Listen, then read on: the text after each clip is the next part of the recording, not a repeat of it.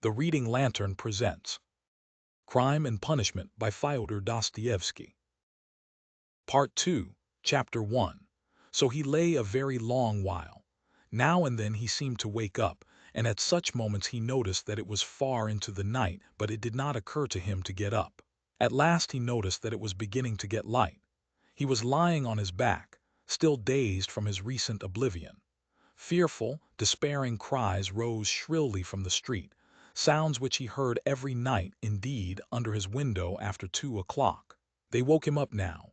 Ah, the drunken men are coming out of the taverns, he thought. It's past 2 o'clock, and at once he leaped up as though someone had pulled him from the sofa. What? Past 2 o'clock? He sat down on the sofa and instantly recollected everything. All at once, in one flash, he recollected everything. For the first moment he thought he was going mad. A dreadful chill came over him. But the chill was from the fever that had begun long before in his sleep. Now he was suddenly taken with violent shivering, so that his teeth chattered and all his limbs were shaking. He opened the door and began listening. Everything in the house was asleep. With amazement he gazed at himself and everything in the room around him, wondering how he could have come in the night before without fastening the door, and have flung himself on the sofa without undressing, without even taking his hat off. It had fallen off and was lying on the floor near his pillow. If anyone had come in, what would he have thought? That I'm drunk, but... He rushed to the window. There was light enough, and he began hurriedly looking himself all over from head to foot, all his clothes. Were there no traces? But there was no doing it like that. Shivering with cold, he began taking off everything and looking over again. He turned everything over to the last threads and rags, and mistrusting himself, went through his search 3 times. But there seemed to be nothing, no trace, except in one place, where some thick drops of congealed blood were clinging to the frayed edge of his trousers. He picked up a big clasp knife and cut off the frayed threads. There seemed to be nothing more. Suddenly he remembered that the purse and the things he had taken out of the old woman's box were still in his pockets. He had not thought till then of taking them out and hiding them. He had not even thought of them while he was examining his clothes. What next? Instantly he rushed to take them out and fling them on the table. When he had pulled out everything and turned the pocket inside out to be sure there was nothing left, he carried the whole heap to the corner. The paper had come off the bottom of the wall and hung there in tatters. He began stuffing all the things into the hole under the paper. They're in, all out of sight, and the purse too, he thought gleefully, getting up and gazing blankly at the hole which bulged out more than ever. Suddenly he shuddered all over with horror. My God, he whispered in despair, what's the matter with me? Is that hidden? Is that the way to hide things? He had not reckoned on having trinkets to hide. He had only thought of money and so had not prepared a hiding place. But now, what am I glad of, he thought, is that hiding things, my reasons deserting me simply. He sat down on the sofa in exhaustion and was at once shaken by another unbearable fit of shivering. Mechanically he drew from a chair beside him his old student's winter coat, which was still warm though almost in rags, covered himself up with it, and once more sank into drowsiness and delirium. He lost consciousness. Not more than 5 minutes had passed when he jumped up a second time, and at once pounced in a frenzy on his clothes again. How could I go to sleep again with nothing done? Yes, I have not taken the loop off the armhole. I forgot a thing like that. Such a piece of evidence. He pulled off the noose, hurriedly cut it to pieces and threw the bits among his linen under the pillow. Pieces of torn linen couldn't rouse suspicion, whatever happened. I think not, anyway, he repeated, standing in the middle of the room, and with painful concentration he fell to gazing about him again, at the floor and everywhere, trying to make sure he had not forgotten anything. The conviction that all his faculties, even memory and the simplest power of reflection were failing him, began to be an insufferable torture. Surely it isn't beginning already. Surely it isn't my punishment coming upon me. It is.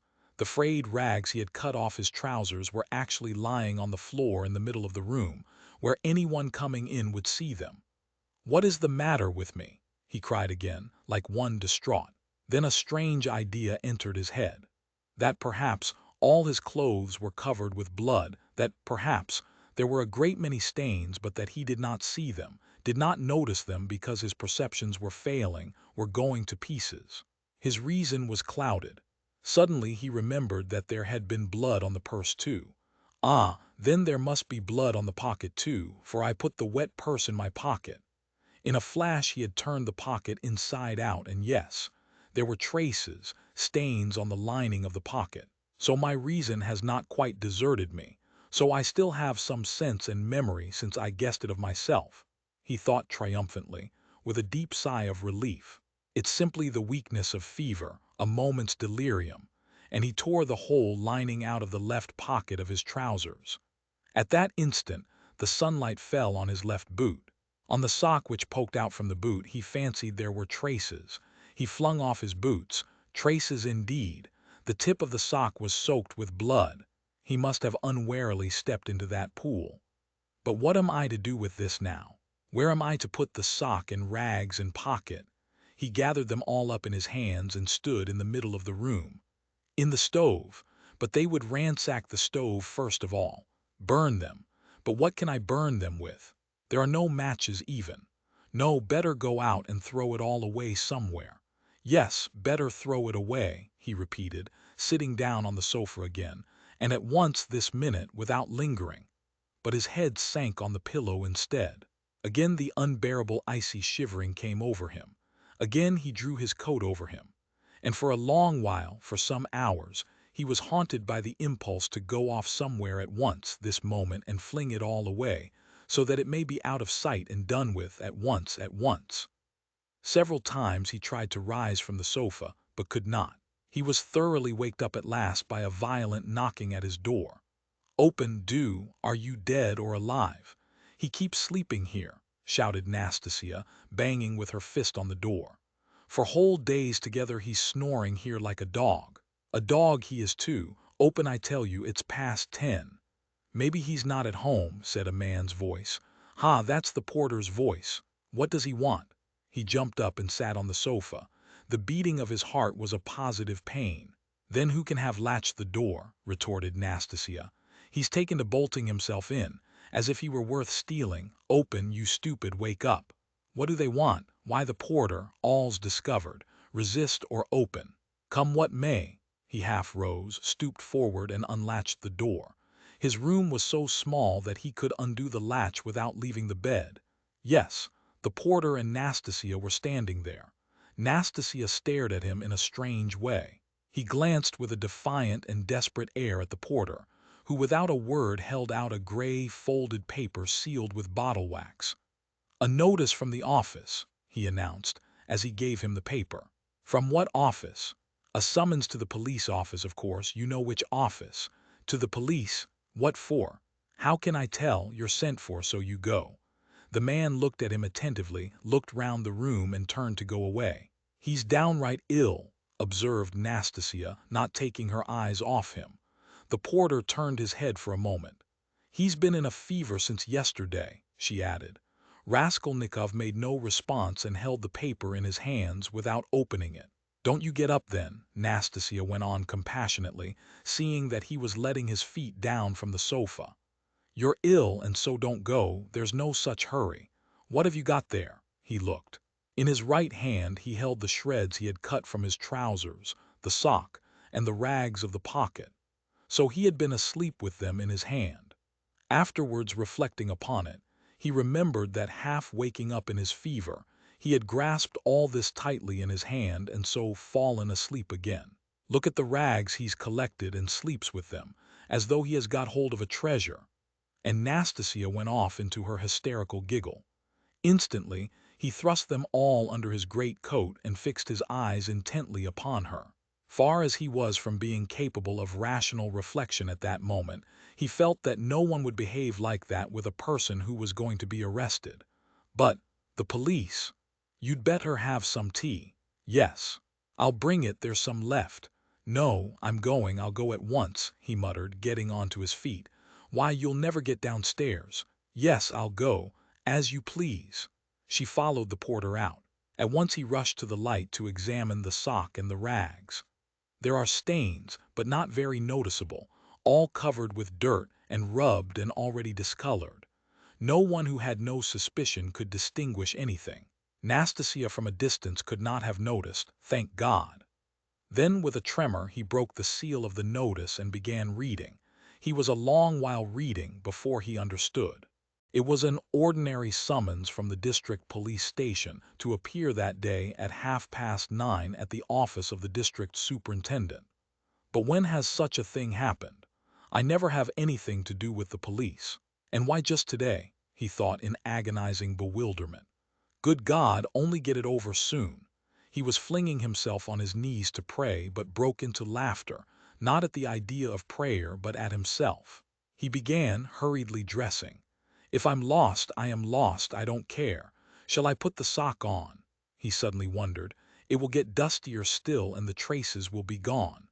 But no sooner had he put it on than he pulled it off again in loathing and horror. He pulled it off, but reflecting that he had no other socks, he picked it up and put it on again, and again he laughed. That's all conventional, that's all relative, merely a way of looking at it, he thought in a flash, but only on the top surface of his mind while he was shuddering all over. There, I've got it on. I have finished by getting it on. But his laughter was quickly followed by despair.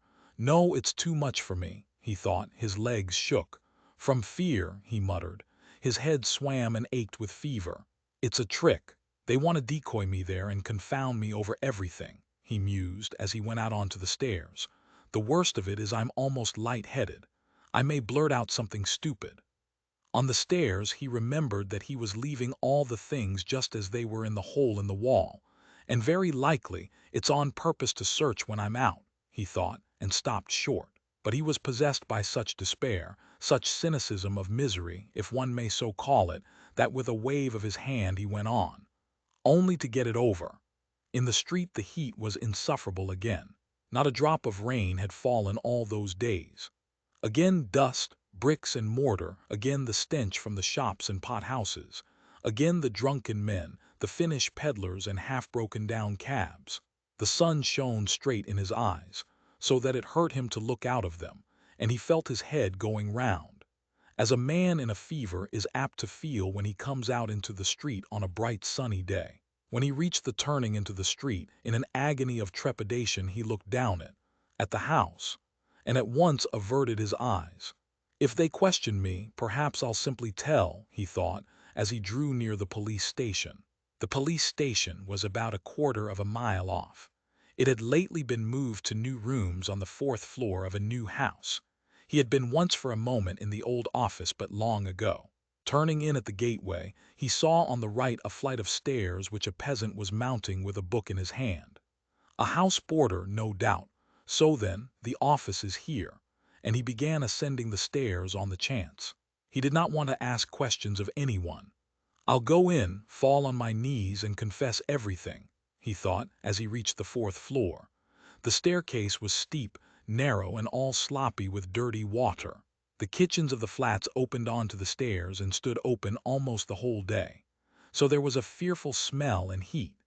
The staircase was crowded with porters going up and down with their books under their arms, policemen, and persons of all sorts and both sexes. The door of the office, too, stood wide open. Peasants stood waiting within. There, too, the heat was stifling and there was a sickening smell of fresh paint and stale oil from the newly decorated rooms. After waiting a little, he decided to move forward into the next room. All the rooms were small and low-pitched. A fearful impatience drew him on and on. No one paid attention to him. In the second room some clerk sat writing, dressed hardly better than he was and rather a queer-looking set. He went up to one of them. "What is it?" He showed the notice he had received. "You are a student?" the man asked, glancing at the notice. "Yes, formerly a student." The clerk looked at him, but without the slightest interest. He was a particularly unkempt person with the look of a fixed idea in his eye. There would be no getting anything out of him because he has no interest in anything, thought Raskolnikov. "Go in there to the head clerk," said the clerk, pointing towards the furthest room. He went into that room, the 4th in order. It was a small room and packed full of people, rather better dressed than in the outer rooms. Among them were two ladies. One, poorly dressed in mourning, sat at the table opposite the chief clerk, writing something at his dictation.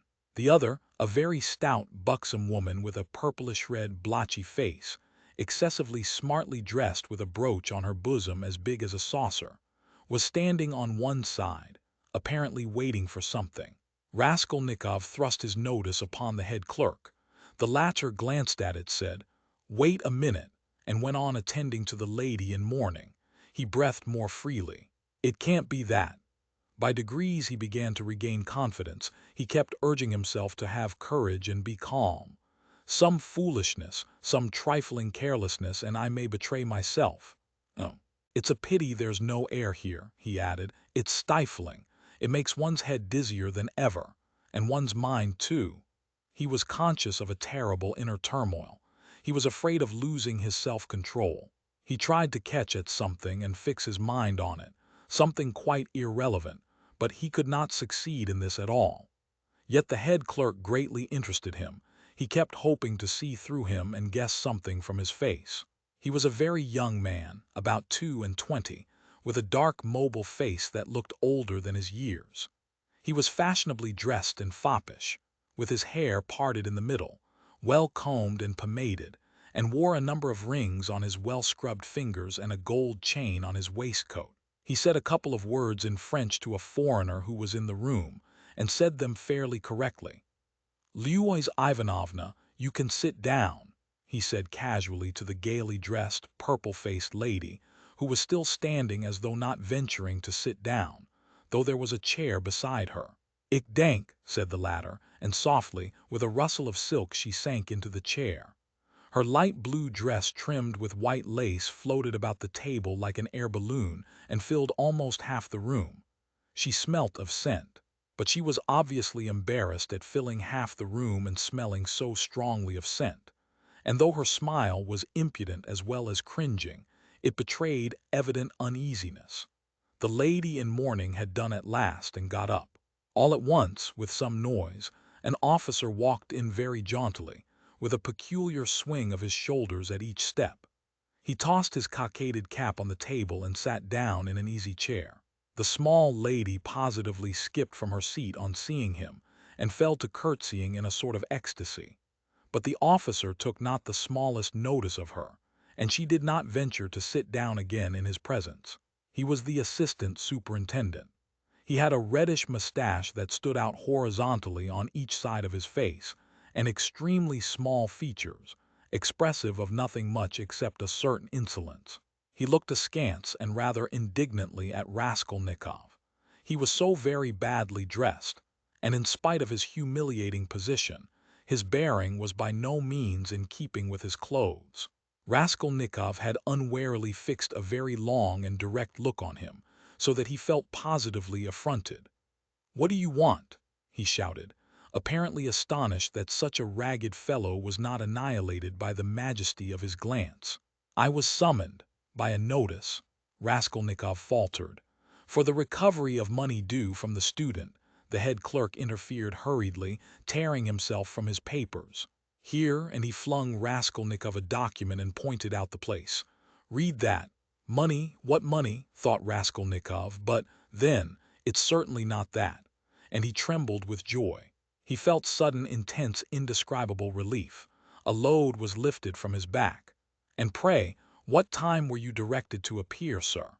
shouted the assistant superintendent, seeming for some unknown reason more and more aggrieved. "You are told to come at 9, and now it's 12. "The notice was only brought me a quarter of an hour ago," Raskolnikov answered loudly over his shoulder. To his own surprise, he, too, grew suddenly angry and found a certain pleasure in it. "And it's enough that I have come here ill with fever. Kindly refrain from shouting." "I'm not shouting, I'm speaking very quietly. It's you who are shouting at me. I'm a student, and allow no one to shout at me." The assistant superintendent was so furious that, for the first minute, he could only splutter inarticulately. He leaped up from his seat. "Be silent! You are in a government office. Don't be impudent, sir." "You're in a government office too," cried Raskolnikov, "and you're smoking a cigarette as well as shouting, so you are showing disrespect to all of us." He felt an indescribable satisfaction at having said this. The head clerk looked at him with a smile. The angry assistant superintendent was obviously disconcerted. "That's not your business," he shouted at last with unnatural loudness. "Kindly make the declaration demanded of you. Show him. Alexander Grigoryevich, there is a complaint against you. You don't pay your debts. You're a fine bird." But Raskolnikov was not listening now. He had eagerly clutched at the paper in haste to find an explanation. He read it once and a second time and still did not understand. "What is this?" he asked the head clerk. "It is for the recovery of money on an IOU, a writ. You must either pay it, with all expenses, costs, and so on, or give a written declaration when you can pay it, and at the same time an undertaking not to leave the capital without payment, and nor to sell or conceal your property. The creditor is at liberty to sell your property and proceed against you according to the law. But I am not in debt to anyone. That's not our business.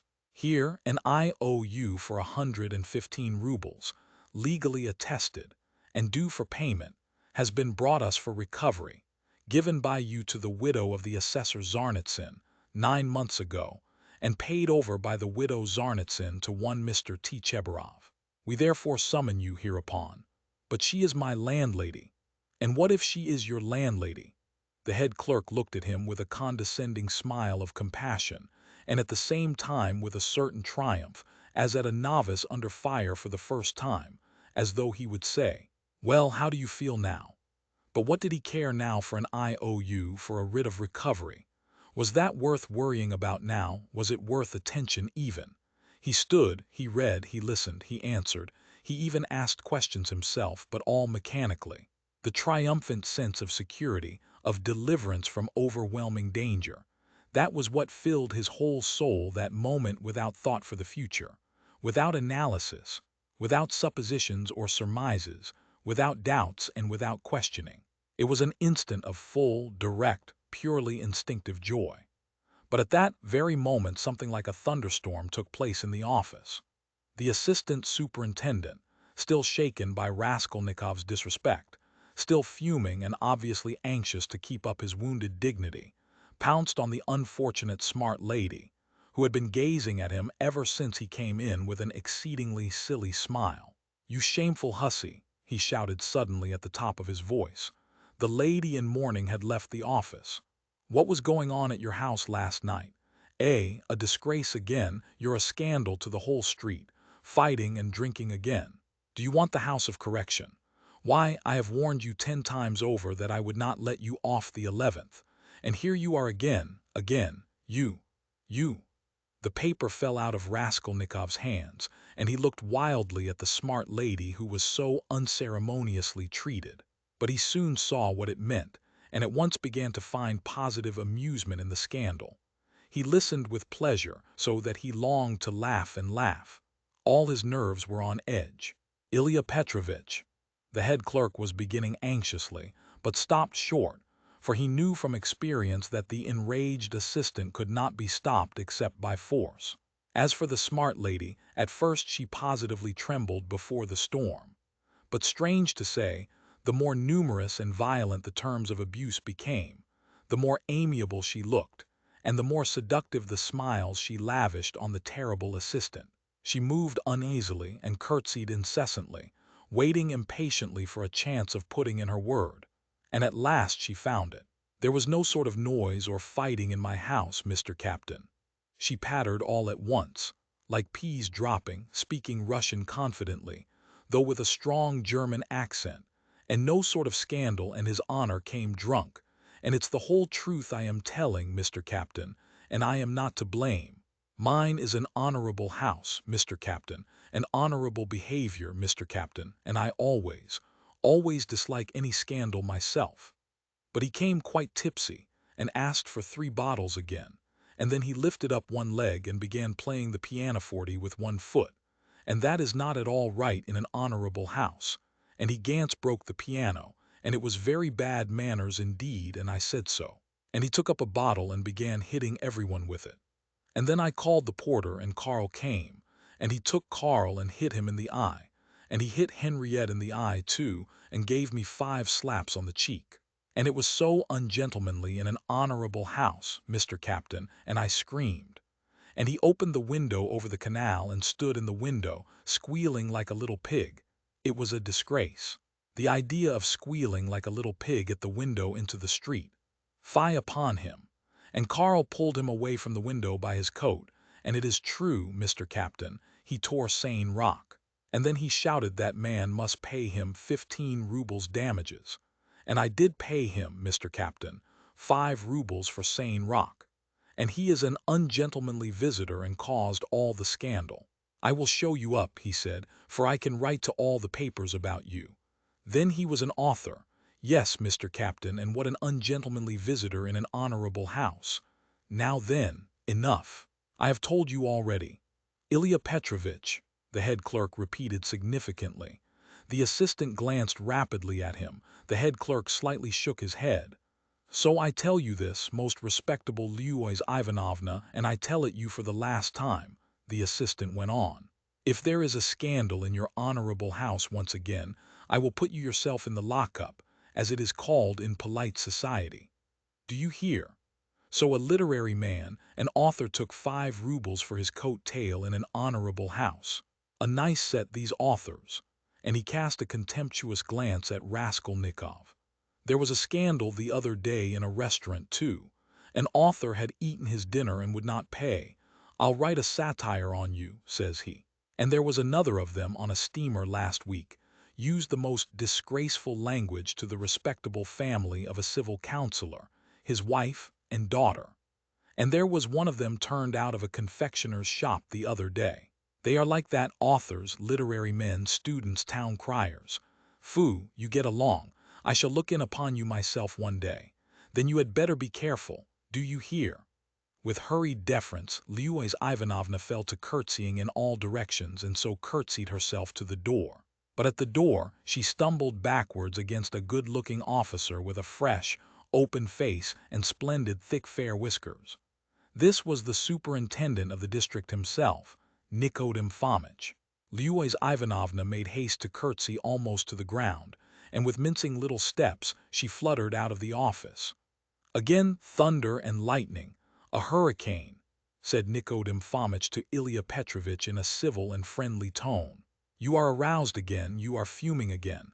I heard it on the stairs. Well, what then?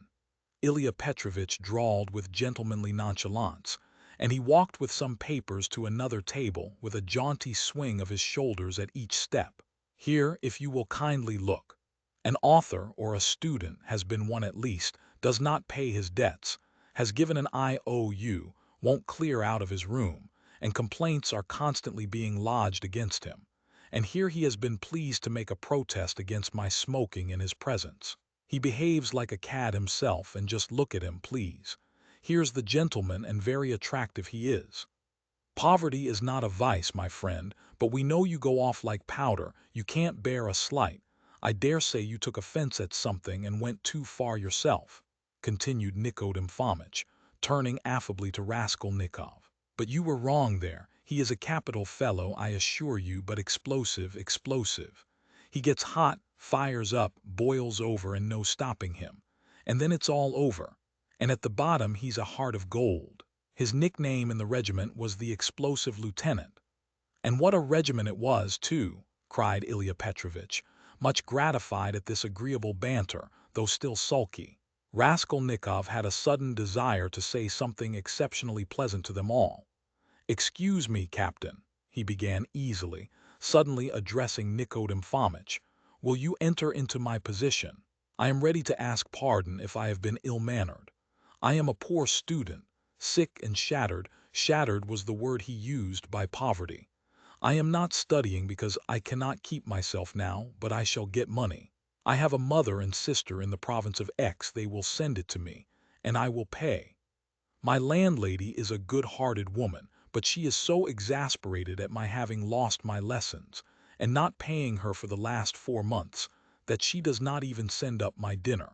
And I don't understand this IOU at all. She is asking me to pay her on this IOU. How am I to pay her? Judge for yourselves. But that is not our business, you know, the head clerk was observing. Yes, yes, I perfectly agree with you. But allow me to explain. Raskolnikov put in again, still addressing Nikodem Fomitch, but trying his best to address Ilya Petrovitch also, though the latter persistently appeared to be rummaging among his papers and to be contemptuously oblivious of him. Allow me to explain that I have been living with her for nearly 3 years, and at first, for why should I not confess it, at the very beginning I promised to marry her daughter. It was a verbal promise, freely given. She was a girl.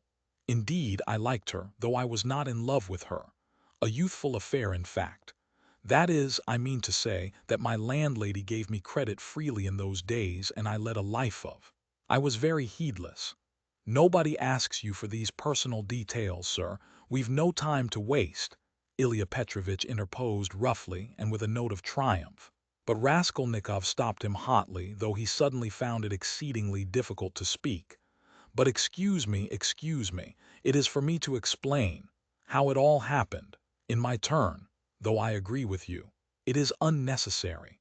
But a year ago the girl died of typhus. I remained lodging there as before, and when my landlady moved into her present quarters she said to me, and in a friendly way, that she had complete trust in me, but still, would I not give her an IOU for 115 rubles, all the debt I owed her. She said if only I gave her that, she would trust me again as much as I liked, and that she would never, those were her own words, make use of that IOU till I could pay of myself. And now, when I have lost my lessons and have nothing to eat, she takes action against me. What am I to say to that? All these affecting details are no business of ours, Ilya Petrovitch interrupted rudely. You must give a written undertaking, but as for your love affairs and all these tragic events, we have nothing to do with that. Come now. You are harsh, muttered Nikodem Fomitch, sitting down at the table and also beginning to write. He looked a little ashamed. Write, said the head clerk to Raskolnikov. Write what? The latter asked gruffly. I will dictate to you. Raskolnikov fancied that the head clerk treated him more casually and contemptuously after his speech, but strange to say, he suddenly felt completely indifferent to anyone's opinion, and this revulsion took place in a flash, in one instant. If he had cared to think a little, he would have been amazed indeed that he could have talked to them like that a minute before, forcing his feelings upon them. And where had those feelings come from? Now, if the whole room had been filled, not with police officers, but with those nearest and dearest to him, he would not have found one human word for them. So empty was his heart. A gloomy sensation of agonizing, everlasting solitude and remoteness took conscious form in his soul. It was not the meanness of his sentimental effusions before Ilya Petrovitch, nor the meanness of the latter's triumph over him that had caused this sudden revulsion in his heart. Oh, what had he to do now with his own baseness, with all these petty vanities, officers, German women, debts, police offices?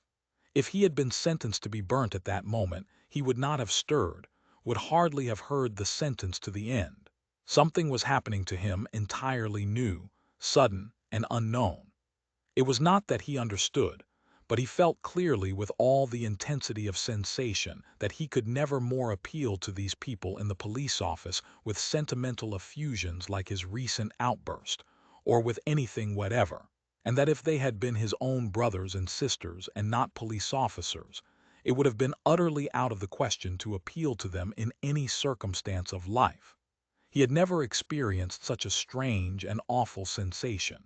And what was most agonizing, it was more a sensation than a conception or idea, a direct sensation, the most agonizing of all the sensations he had known in his life. The head clerk began dictating to him the usual form of declaration, that he could not pay, that he undertook to do so at a future date, that he would not leave the town, nor sell his property, and so on. But you can't write, you can hardly hold the pen, observed the head clerk, looking with curiosity at Raskolnikov. Are you ill? Yes, I am giddy, go on. That's all. Sign it. The head clerk took the paper and turned to attend to others. Raskolnikov gave back the pen, but instead of getting up and going away, he put his elbows on the table and pressed his head in his hands. He felt as if a nail were being driven into his skull. A strange idea suddenly occurred to him, to get up at once, to go up to Nikodem Fomitch, and tell him everything that had happened yesterday, and then to go with him to his lodgings and to show him the things in the hole in the corner. The impulse was so strong that he got up from his seat to carry it out. "Hadn't I better think a minute?" flashed through his mind. "No, better cast off the burden without thinking." But all at once he stood still, rooted to the spot. Nikodem Fomitch was talking eagerly with Ilya Petrovitch, and the words reached him. "It's impossible, they'll both be released. To begin with, the whole story contradicts itself. Why should they have called the porter if it had been their doing? To inform against themselves, or as a blind? No, that would be too cunning. Besides, Pestryakov, the student, was seen at the gate by both the porters and a woman as he went in. He was walking with 3 friends who left him only at the gate, and he asked the porters to direct him, in the presence of the friends. Now, would he have asked his way if he had been going with such an object? As for Koch, he spent half an hour at the silversmith's below before he went up to the old woman, and he left him at exactly 7:15. Now just consider. But excuse me, how do you explain this contradiction? They state themselves that they knocked and the door was locked, yet 3 minutes later when they went up with the porter, it turned out the door was unfastened. That's just it. The murderer must have been there and bolted himself in. And they'd have caught him for a certainty if Koch had not been an ass and gone to look for the porter too. He must have seized the interval to get downstairs and slip by them somehow. Koch keeps crossing himself and saying, "If I had been there, he would have jumped out and killed me with his axe.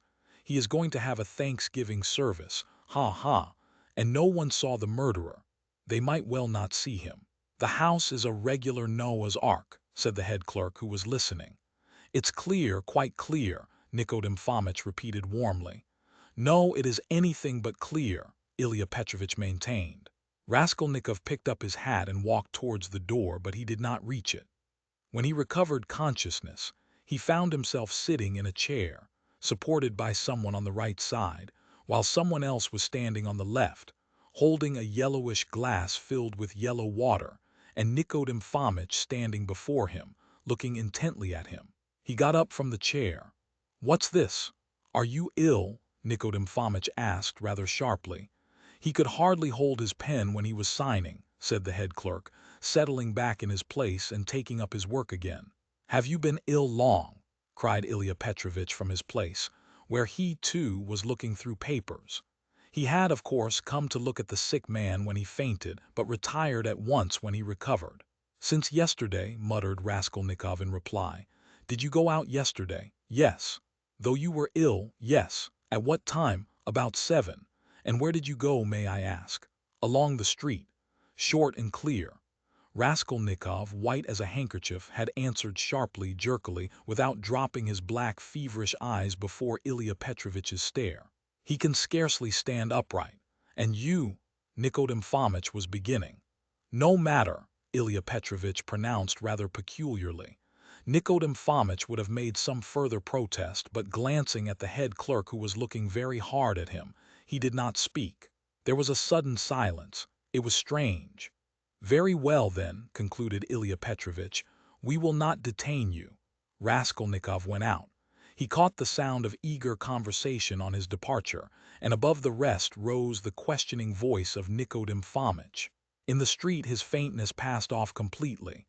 "A search, there will be a search at once," he repeated to himself, hurrying home. "The brutes, they suspect." His former terror mastered him completely again. Chapter 2. "And what if there has been a search already? What if I find them in my room?" But here was his room, nothing and no one in it. No one had peeped in. Even Nastasia had not touched it. But heavens! How could he have left all those things in the hole? He rushed to the corner, slipped his hand under the paper, pulled the things out and lined his pockets with them. There were 8 articles in all. 2 little boxes with ear-rings or something of the sort, he hardly looked to see. Then 4 small leather cases. There was a chain, too, merely wrapped in newspaper and something else in newspaper that looked like a decoration. He put them all in the different pockets of his overcoat and the remaining pocket of his trousers, trying to conceal them as much as possible. He took the purse, too. Then he went out of his room, leaving the door open. He walked quickly and resolutely, and though he felt shattered, he had his senses about him. He was afraid of pursuit. He was afraid that in another half-hour, another quarter of an hour perhaps, instructions would be issued for his pursuit, and so at all costs he must hide all traces before then. He must clear everything up while he still had some strength, some reasoning power left him. Where was he to go? That had long been settled. Fling them into the canal, and all traces hidden in the water, the thing would be at an end. So he had decided in the night of his delirium, when several times he had had the impulse to get up and go away, to make haste and get rid of it all. But to get rid of it turned out to be a very difficult task. He wandered along the bank of the Ekaterininsky Canal for half an hour or more, and looked several times at the steps running down to the water, but he could not think of carrying out his plan. Either rafts stood at the step's edge, and women were washing clothes on them, or boats were moored there, and people were swarming everywhere. Moreover, he could be seen and noticed from the banks on all sides. It would look suspicious for a man to go down on purpose, stop, and throw something into the water. And what if the boxes were to float instead of sinking? And of course they would. Even as it was, everyone he met seemed to stare and look round, as if they had nothing to do but to watch him. Why is it, or can it be my fancy? He thought. At last the thought struck him that it might be better to go to the Neva. There were not so many people there, he would be less observed, and it would be more convenient in every way. Above all, it was further off. He wondered how he could have been wandering for a good half-hour, worried and anxious in this dangerous past without thinking of it before. And that half-hour he had lost over an irrational plan, simply because he had thought of it in delirium. He had become extremely absent and forgetful, and he was aware of it. He certainly must make haste. He walked towards the Neva along V Prospect, but on the way another idea struck him. Why to the Neva? Would it not be better to go somewhere far off, to the islands again, and there hide the things in some solitary place, in a wood or under a bush, and mark the spot perhaps? And though he felt incapable of clear judgment, the idea seemed to him a sound one. But he was not destined to go there. For coming out of V Prospect towards the square, he saw on the left a passage leading between two blank walls to a courtyard. On the right hand, the blank unwhitewashed wall of a four-storied house stretched far into the court. On the left, a wooden hoarding ran parallel with it for 20 paces into the court, and then turned sharply to the left. Here was a deserted fenced-off place where rubbish of different sorts was lying. At the end of the court, the corner of a low, smutty stone shed, apparently part of some workshop, peeped from behind the hoarding. It was probably a carriage builder's or carpenter's shed. The whole place from the entrance was black with coal dust. Here would be the place to throw it, he thought.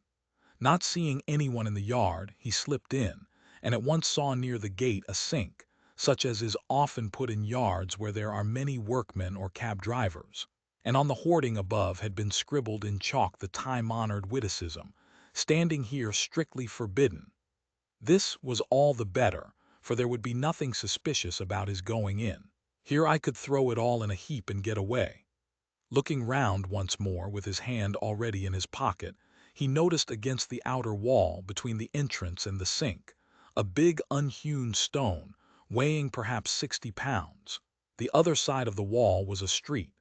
He could hear passers-by, always numerous in that part, but he could not be seen from the entrance, unless someone came in from the street, which might well happen indeed, so there was need of haste. He bent down over the stone, seized the top of it firmly in both hands, and using all his strength turned it over. Under the stone was a small hollow in the ground, and he immediately emptied his pocket into it. The purse lay at the top, and yet the hollow was not filled up. Then he seized the stone again and with one twist turned it back, so that it was in the same position again, though it stood a very little higher.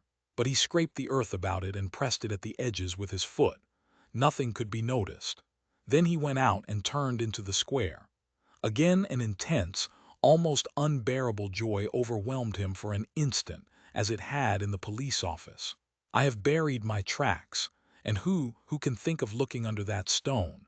It has been lying there most likely ever since the house was built, and will lie as many years more. And if it were found, who would think of me? It is all over. No clue, and he laughed. Yes, he remembered that he began laughing a thin, nervous, noiseless laugh, and went on laughing all the time he was crossing the square. But when he reached the quay, boulevard, where 2 days before he had come upon that girl, his laughter suddenly ceased. Other ideas crept into his mind. He felt all at once that it would be loathsome to pass that seat on which, after the girl was gone, he had sat and pondered, and that it would be hateful, too, to meet that whiskered policeman to whom he had given the 20 kopecks. Damn him, he walked, looking about him angrily and distractedly.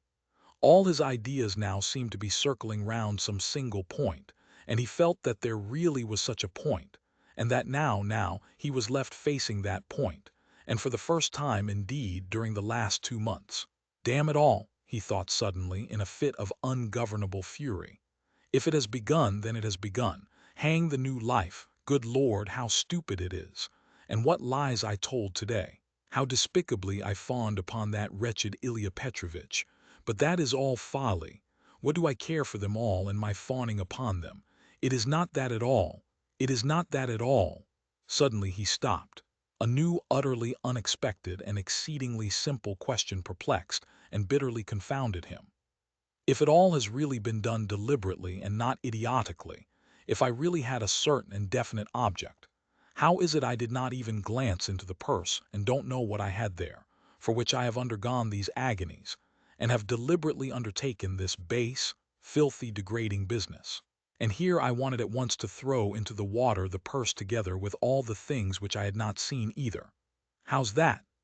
Yes, that was so, that was all so. Yet he had known it all before, and it was not a new question for him, even when it was decided in the night without hesitation and consideration, as though so it must be, as though it could not possibly be otherwise. Yes, he had known it all and understood it all. It surely had all been settled even yesterday at the moment when he was bending over the box and pulling the jewel cases out of it. Yes, so it was. It is because I am very ill, he decided grimly at last. I have been worrying and fretting myself, and I don't know what I am doing. Yesterday and the day before yesterday, and all this time I have been worrying myself. I shall get well and I shall not worry. But what if I don't get well at all? Good God, how sick I am of it all. He walked on without resting. He had a terrible longing for some distraction, but he did not know what to do, what to attempt. A new overwhelming sensation was gaining more and more mastery over him every moment.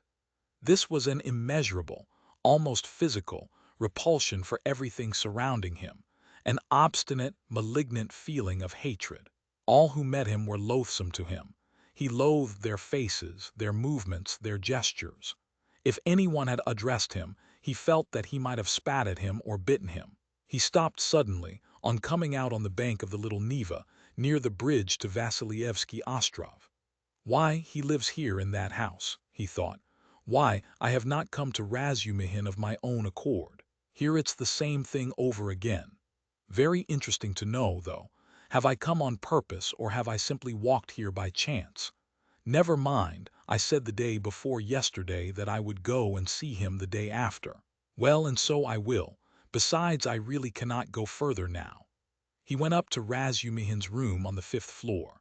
The latter was at home in his garret, busily writing at the moment, and he opened the door himself. It was 4 months since they had seen each other.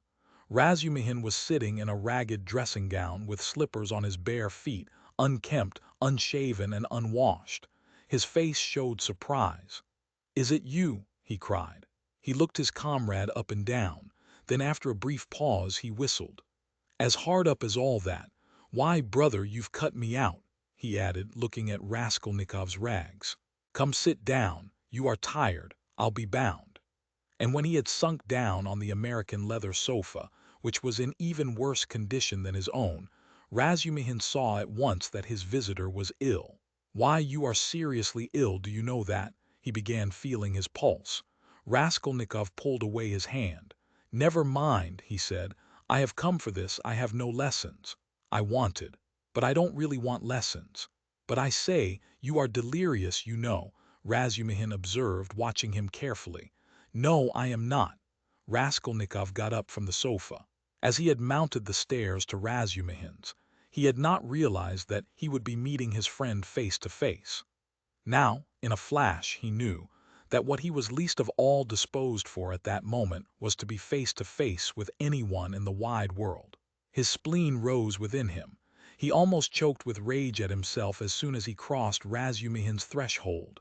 "Goodbye," he said abruptly, and walked to the door. "Stop, stop, you queer fish." "I don't want to," said the other, again pulling away his hand. "Then why the devil have you come? Are you mad or what? Why, this is almost insulting. I won't let you go like that." "Well then, I came to you because I know no one but you who could help, to begin. Because you are kinder than anyone, cleverer, I mean, and can judge. And now I see that I want nothing. Do you hear? Nothing at all. No one's services. No one's sympathy. I am by myself.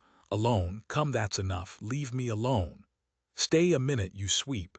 You are a perfect madman, as you like, for all I care. I have no lessons, do you see? And I don't care about that, but there's a bookseller, Harrowing, and he takes the place of a lesson. I would not exchange him for 5 lessons. He's doing publishing of a kind, and issuing natural science manuals, and what a circulation they have.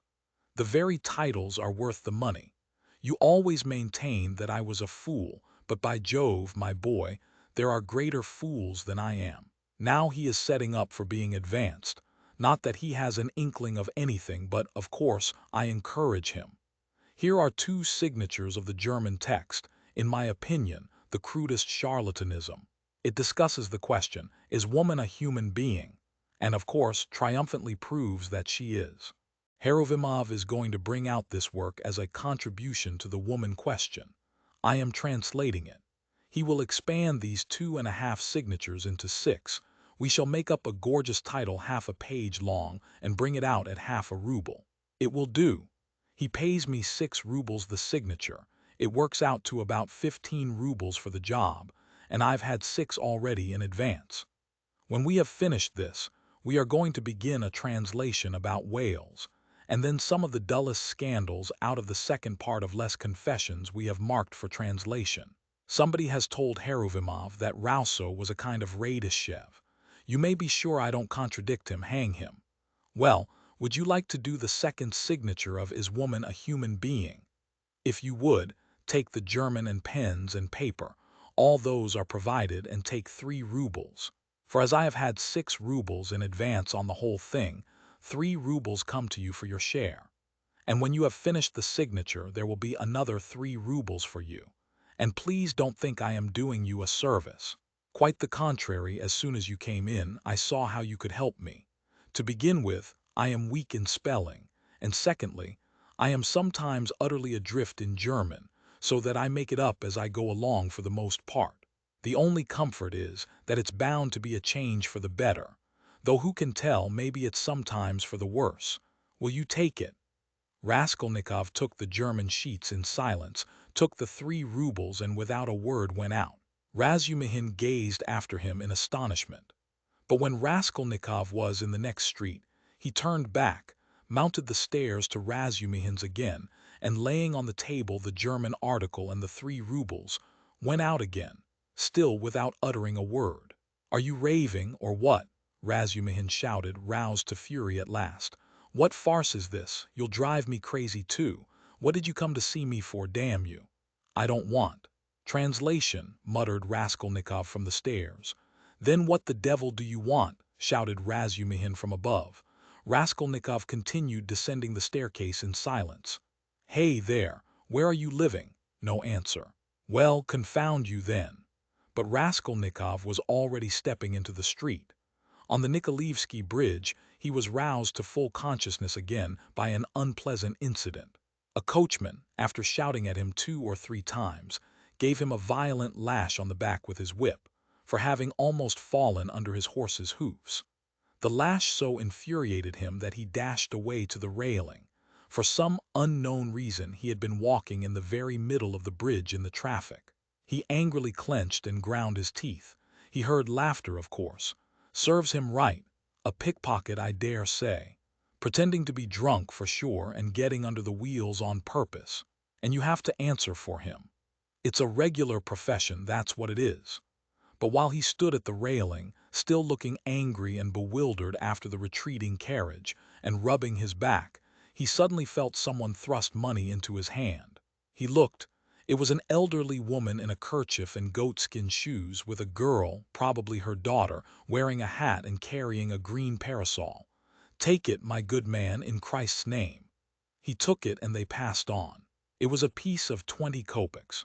From his dress and appearance, they might well have taken him for a beggar asking alms in the streets, and the gift of the 20 kopecks he doubtless owed to the blow, which made them feel sorry for him. He closed his hand on the 20 kopecks, walked on for 10 paces, and turned facing the Neva, looking towards the palace.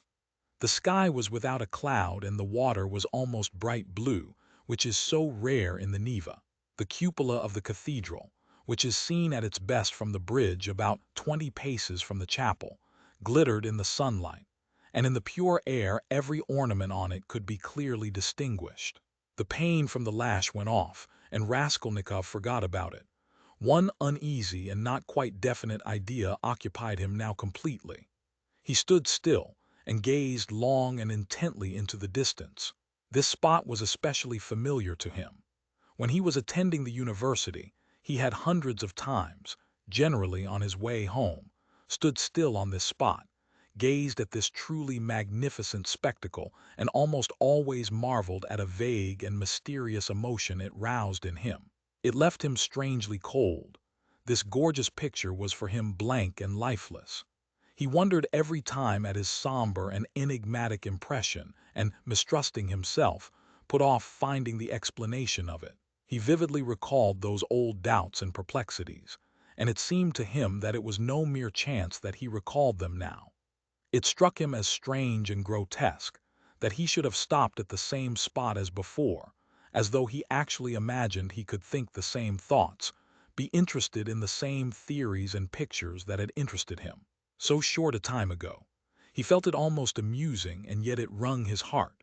Deep down, hidden far away out of sight, all that seemed to him now, all his old past, his old thoughts, his old problems and theories, his old impressions and that picture and himself and all. He felt as though he were flying upwards, and everything were vanishing from his sight. Making an unconscious movement with his hand, he suddenly became aware of the piece of money in his fist. He opened his hand, stared at the coin, and with a sweep of his arm flung it into the water.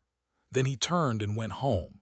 It seemed to him he had cut himself off from everyone and from everything at that moment. Evening was coming on when he reached home, so that he must have been walking about 6 hours. How and where he came back he did not remember. Undressing and quivering like an overdriven horse, he lay down on the sofa, drew his greatcoat over him, and at once sank into oblivion.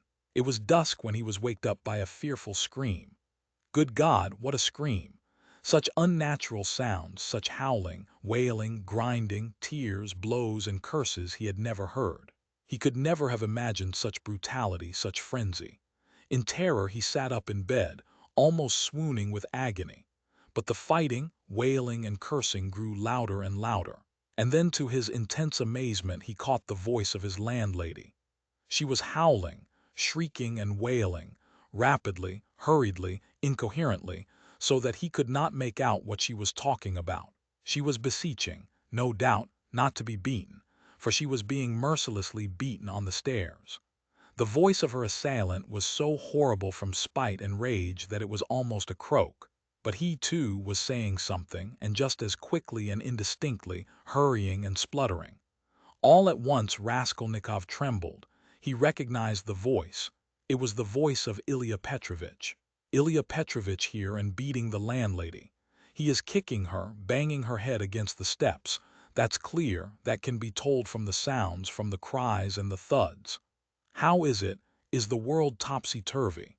He could hear people running in crowds from all the stories and all the staircases. He heard voices, exclamations, knocking, doors banging. But why, and how could it be? He repeated, thinking seriously that he had gone mad. But no, he heard too distinctly, and they would come to him then next, for no doubt. It's all about that, about yesterday. Good God! He would have fastened his door with the latch, but he could not lift his hand. Besides, it would be useless. Terror gripped his heart like ice, tortured him and numbed him. But at last all this uproar, after continuing about 10 minutes, began gradually to subside. The landlady was moaning and groaning. Ilya Petrovitch was still uttering threats and curses. But at last he, too, seemed to be silent, and now he could not be heard. Can he have gone away? Good Lord! Yes, and now the landlady is going too, still weeping and moaning. And then her door slammed. Now the crowd was going from the stairs to their rooms, exclaiming, disputing, calling to one another, raising their voices to a shout, dropping them to a whisper. There must have been numbers of them, almost all the inmates of the block. But good God, how could it be? And why had he come here? Raskolnikov sank worn out on the sofa, but could not close his eyes. He lay for half an hour in such anguish, such an intolerable sensation of infinite terror as he had never experienced before. Suddenly, a bright light flashed into his room. Nastasia came in with a candle and a plate of soup. Looking at him carefully and ascertaining that he was not asleep, she set the candle on the table and began to lay out what she had brought: bread, salt, a plate, a spoon. "You've eaten nothing since yesterday, I warrant. You've been trudging about all day, and you're shaking with fever. Nastasia, what were they beating the landlady for?" She looked intently at him. "Who beat the landlady? Just now. Half an hour ago, Ilya Petrovitch, the assistant superintendent, on the stairs. Why was he ill-treating her like that, and why was he here?" Nastasia scrutinized him, silent and frowning, and her scrutiny lasted a long time. He felt uneasy, even frightened at her searching eyes. "Nastasia, why don't you speak?" he said timidly at last in a weak voice. "It's the blood," she answered at last softly, as though speaking to herself. "Blood? What blood?" he muttered, growing white and turning towards the wall. Nastasia still looked at him without speaking. "Nobody has been beating the landlady," she declared at last in a firm, resolute voice. He gazed at her, hardly able to breathe. "I heard it myself. I was not asleep. I was sitting up," he said still more timidly. "I listened a long while. The assistant superintendent came. Everyone ran out onto the stairs from all the flats. No one has been here. That's the blood crying in your ears. When there's no outlet for it and it gets clotted, you begin fancying things. Will you eat something?" He made no answer. Nastasia still stood over him, watching him. "Give me something to drink, Nastasia." She went downstairs and returned with a white earthenware jug of water. He remembered only swallowing one sip of the cold water and spilling some on his neck. Then followed forgetfulness. Chapter 3. He was not completely unconscious, however. All the time he was ill. He was in a feverish state, sometimes delirious, sometimes half-conscious. He remembered a great deal afterwards. Sometimes it seemed as though there were a number of people round him.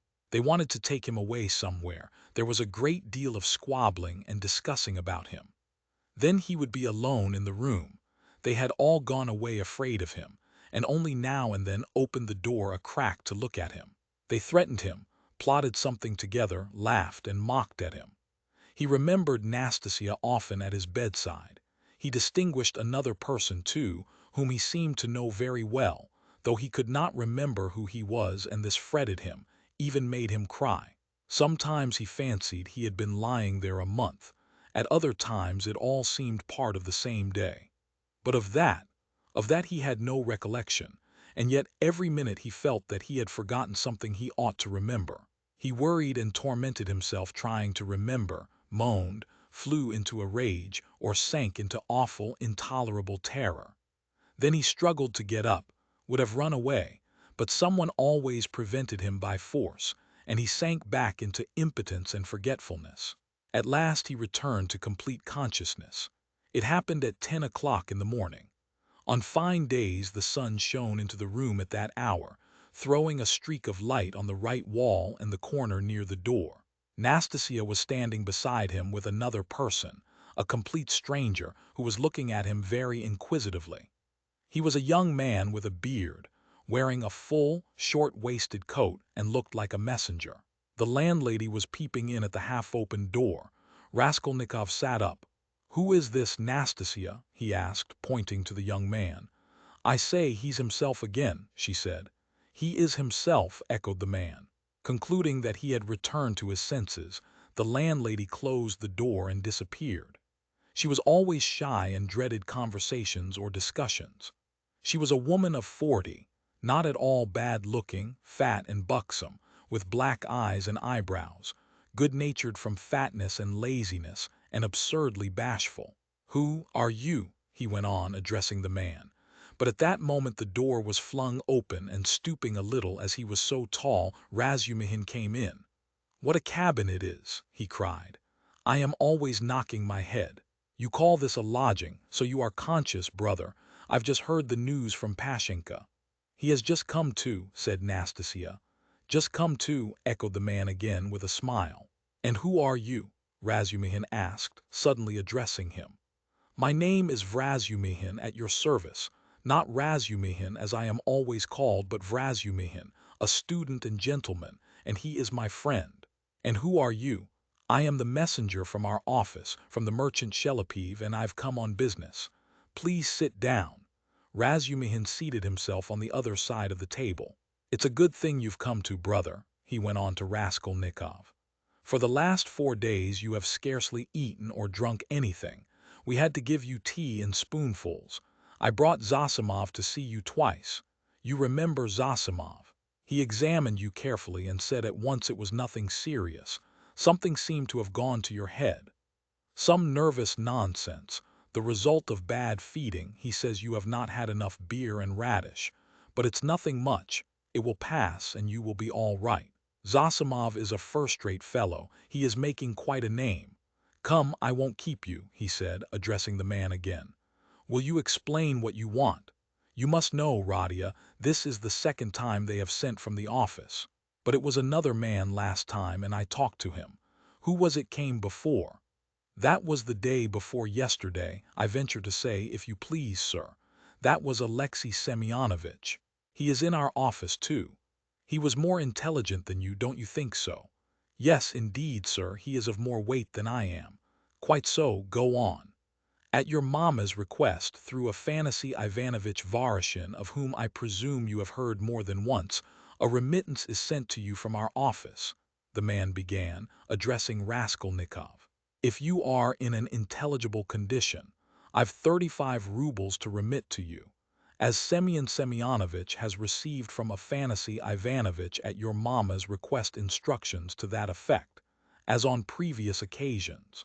Do you know him, sir?" "Yes, I remember. Voroshin," Raskolnikov said dreamily. "You hear, he knows Voroshin," cried Razumihin.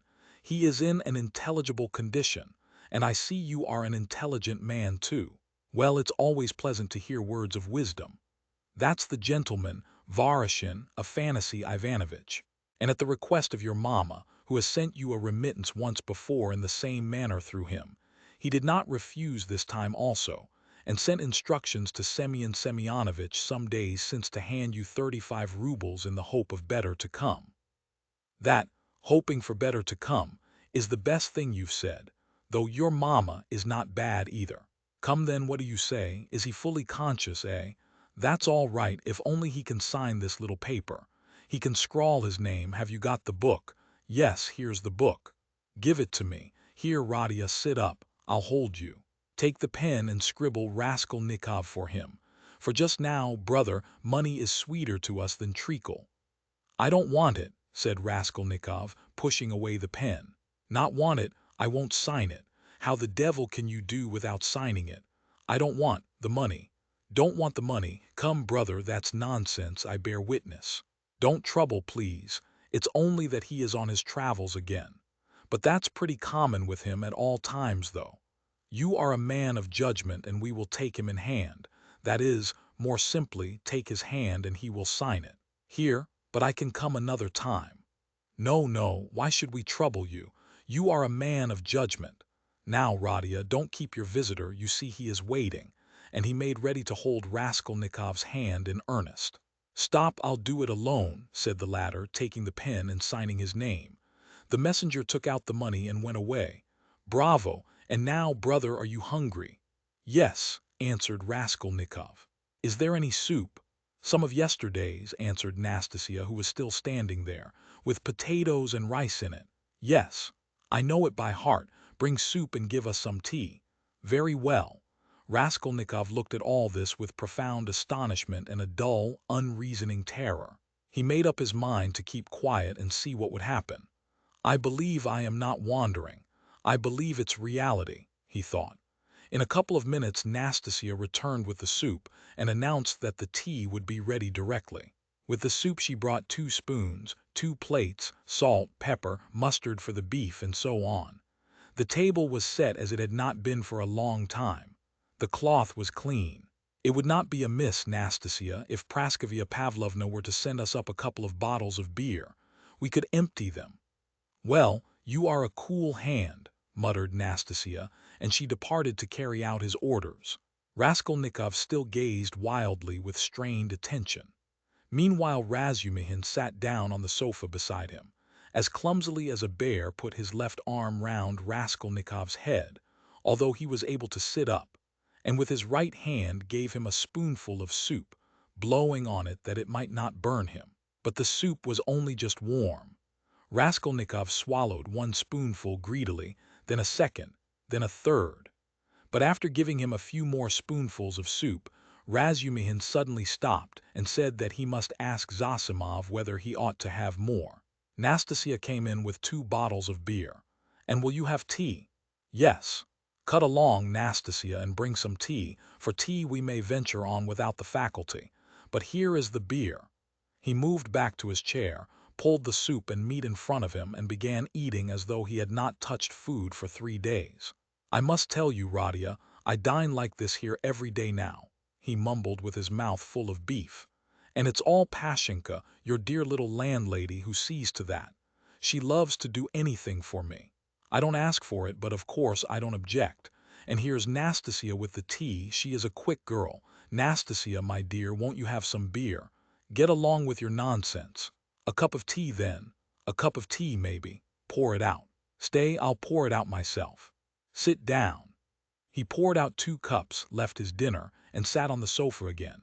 As before, he put his left arm round the sick man's head, raised him up and gave him tea in spoonfuls, again blowing each spoonful steadily and earnestly, as though this process was the principal and most effective means towards his friend's recovery.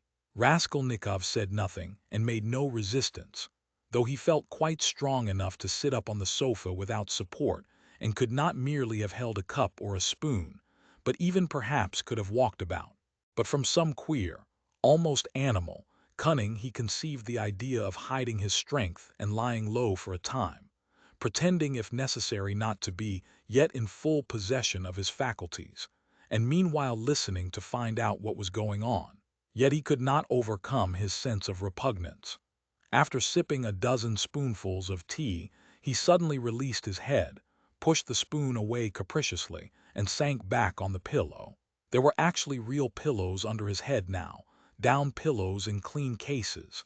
He observed that too and took note of it.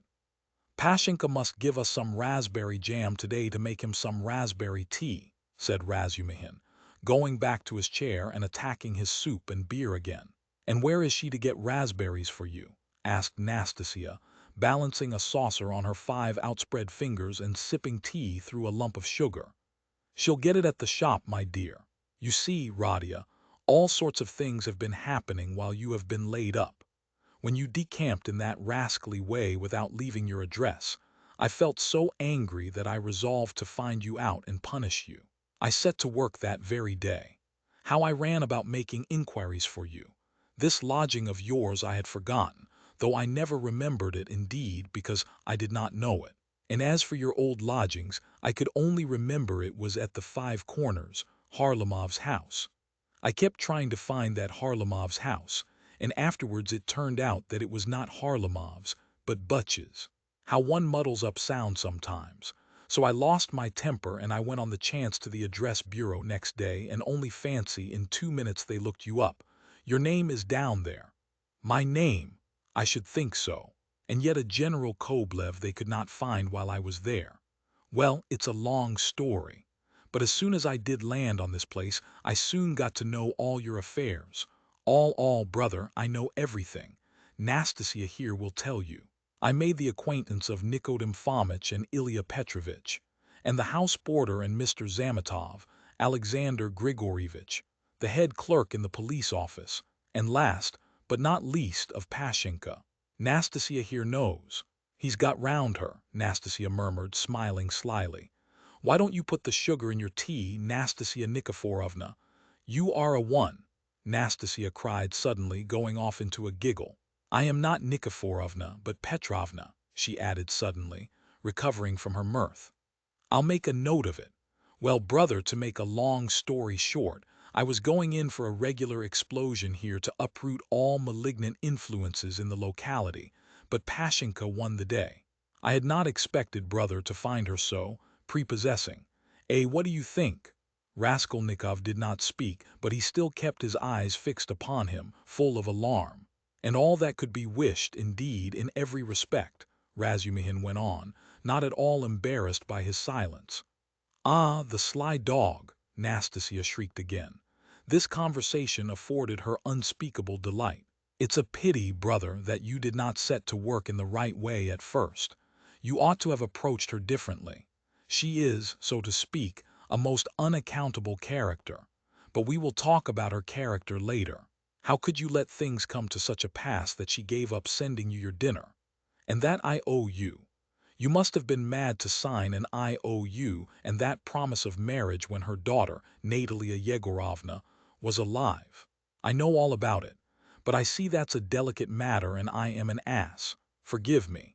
But talking of foolishness, do you know Praskovya Pavlovna is not nearly so foolish as you would think at first sight? No, mumbled Raskolnikov, looking away, but feeling that it was better to keep up the conversation. She isn't, is she? Cried Razumihin, delighted to get an answer out of him. But she is not very clever either, eh? She is essentially an unaccountable character. I am sometimes quite at a loss, I assure you. She must be 40. She says she is 36, and of course she has every right to say so. But I swear I judge her intellectually, simply from the metaphysical point of view. There is a sort of symbolism sprung up between us, a sort of algebra or what not. I don't understand it.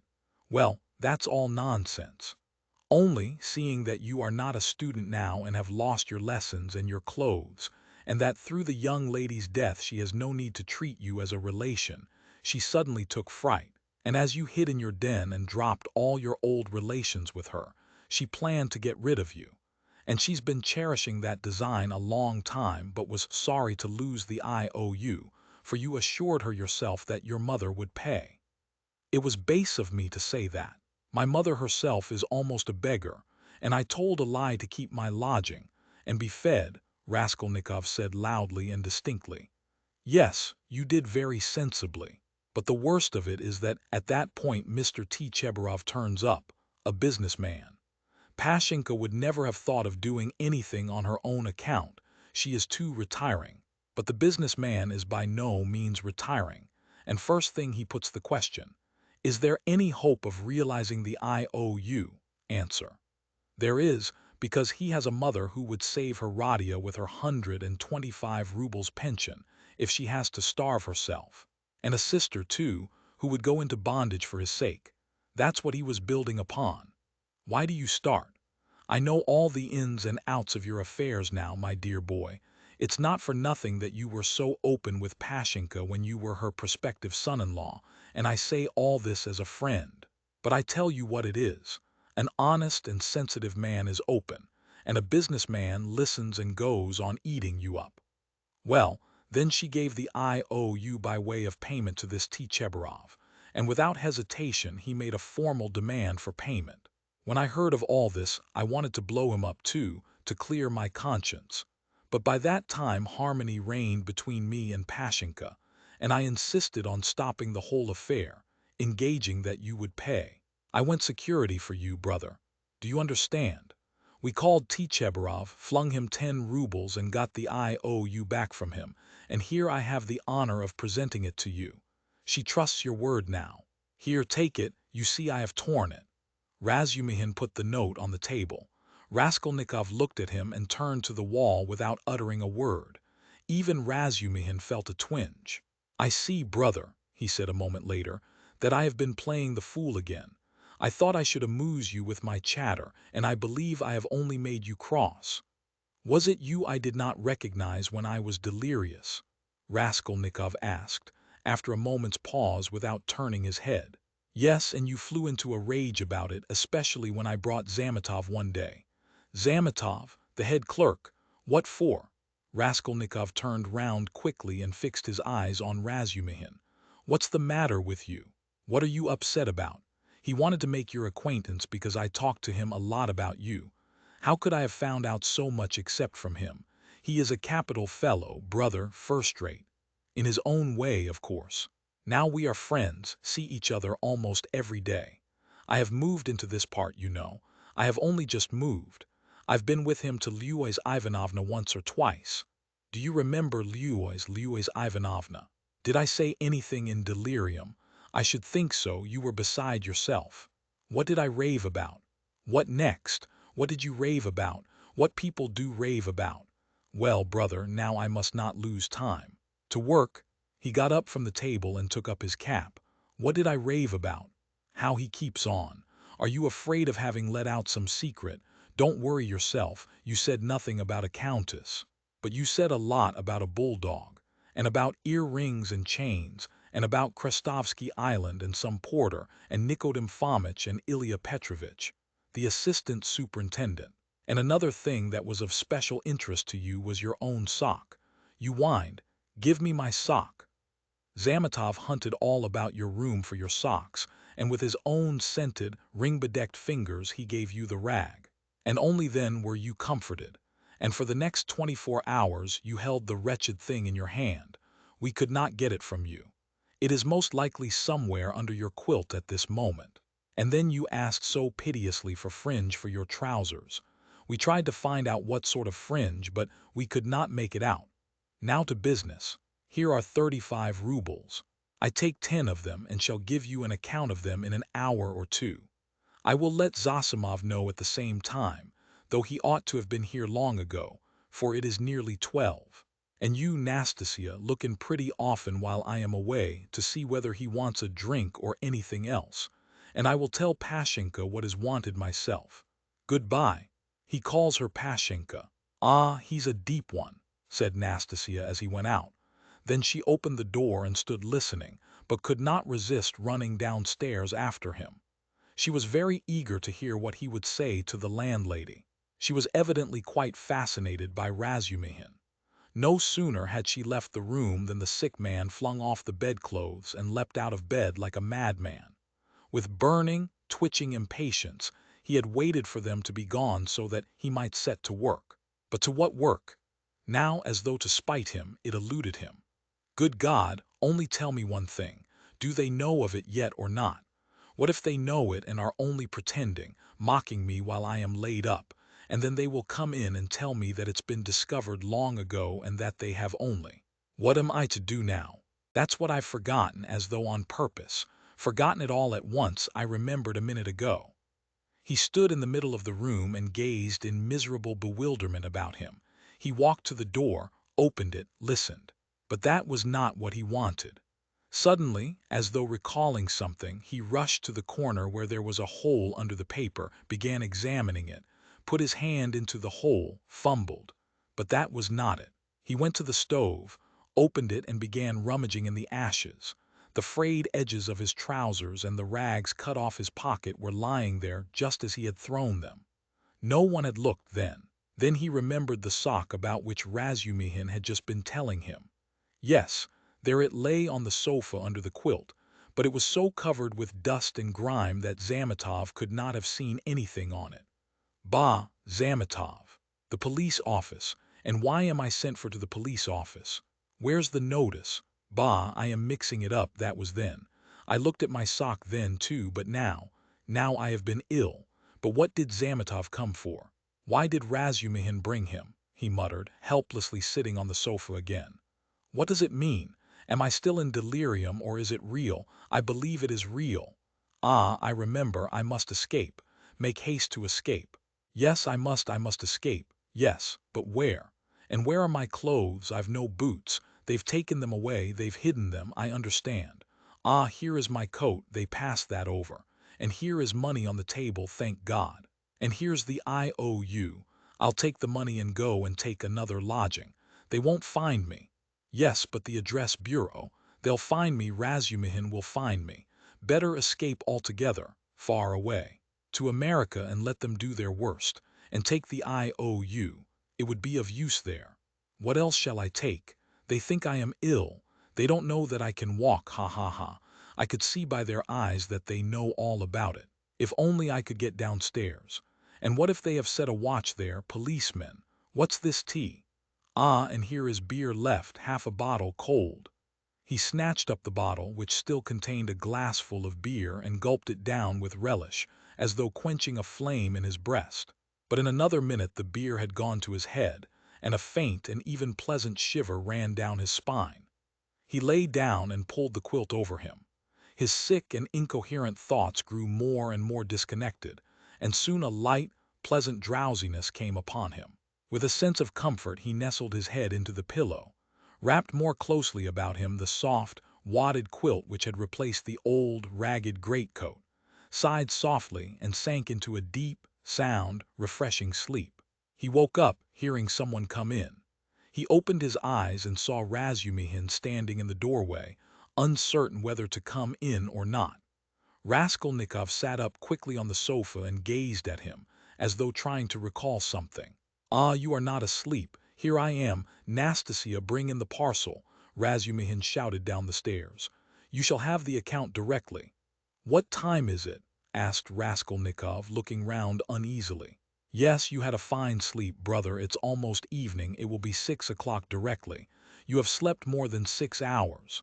Good heavens, have I? And why not? It will do you good. What's the hurry? A tryst, is it?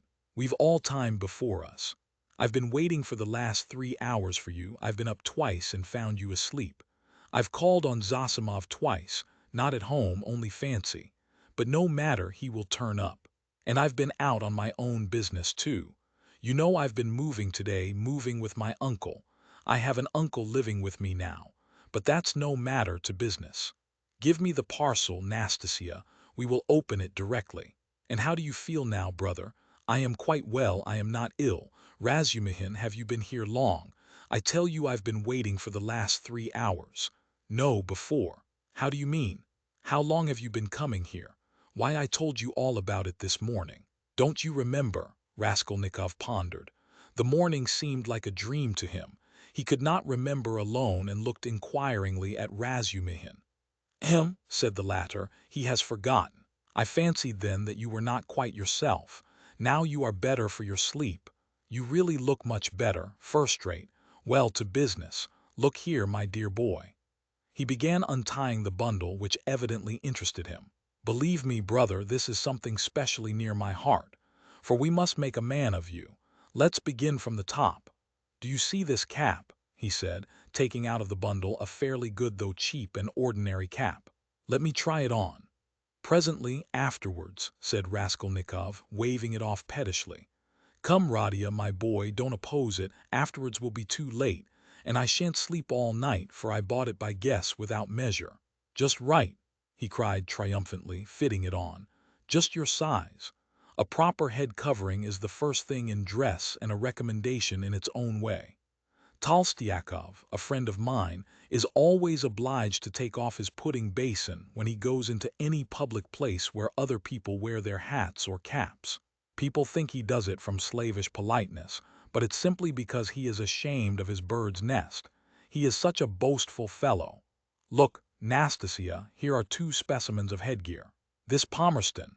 He took from the corner Raskolnikov's old, battered hat, which for some unknown reason he called a Palmerston. or this jewel? Guess the price, Radia. What do you suppose I paid for it, Nastasia?" he said, turning to her, seeing that Raskolnikov did not speak. 20 kopecks, no more, I dare say," answered Nastasia. 20 kopecks, silly," he cried, offended. "Why, nowadays you would cost more than that, 80 kopecks, and that only because it has been worn. And it's bought on condition that when it's worn out, they will give you another next year. Yes, on my word. Well, now let us pass to the United States of America, as they called them at school. I assure you I am proud of these breeches." And he exhibited to Raskolnikov a pair of light summer trousers of gray woolen material. No holes, no spots, and quite respectable, although a little worn, and a waistcoat to match, quite in the fashion. And its being worn really is an improvement, it's softer, smoother. You see, Radia, to my thinking, the great thing for getting on in the world is always to keep to the seasons. If you don't insist on having asparagus in January, you keep your money in your purse. And it's the same with this purchase. It's summer now, so I've been buying summer things.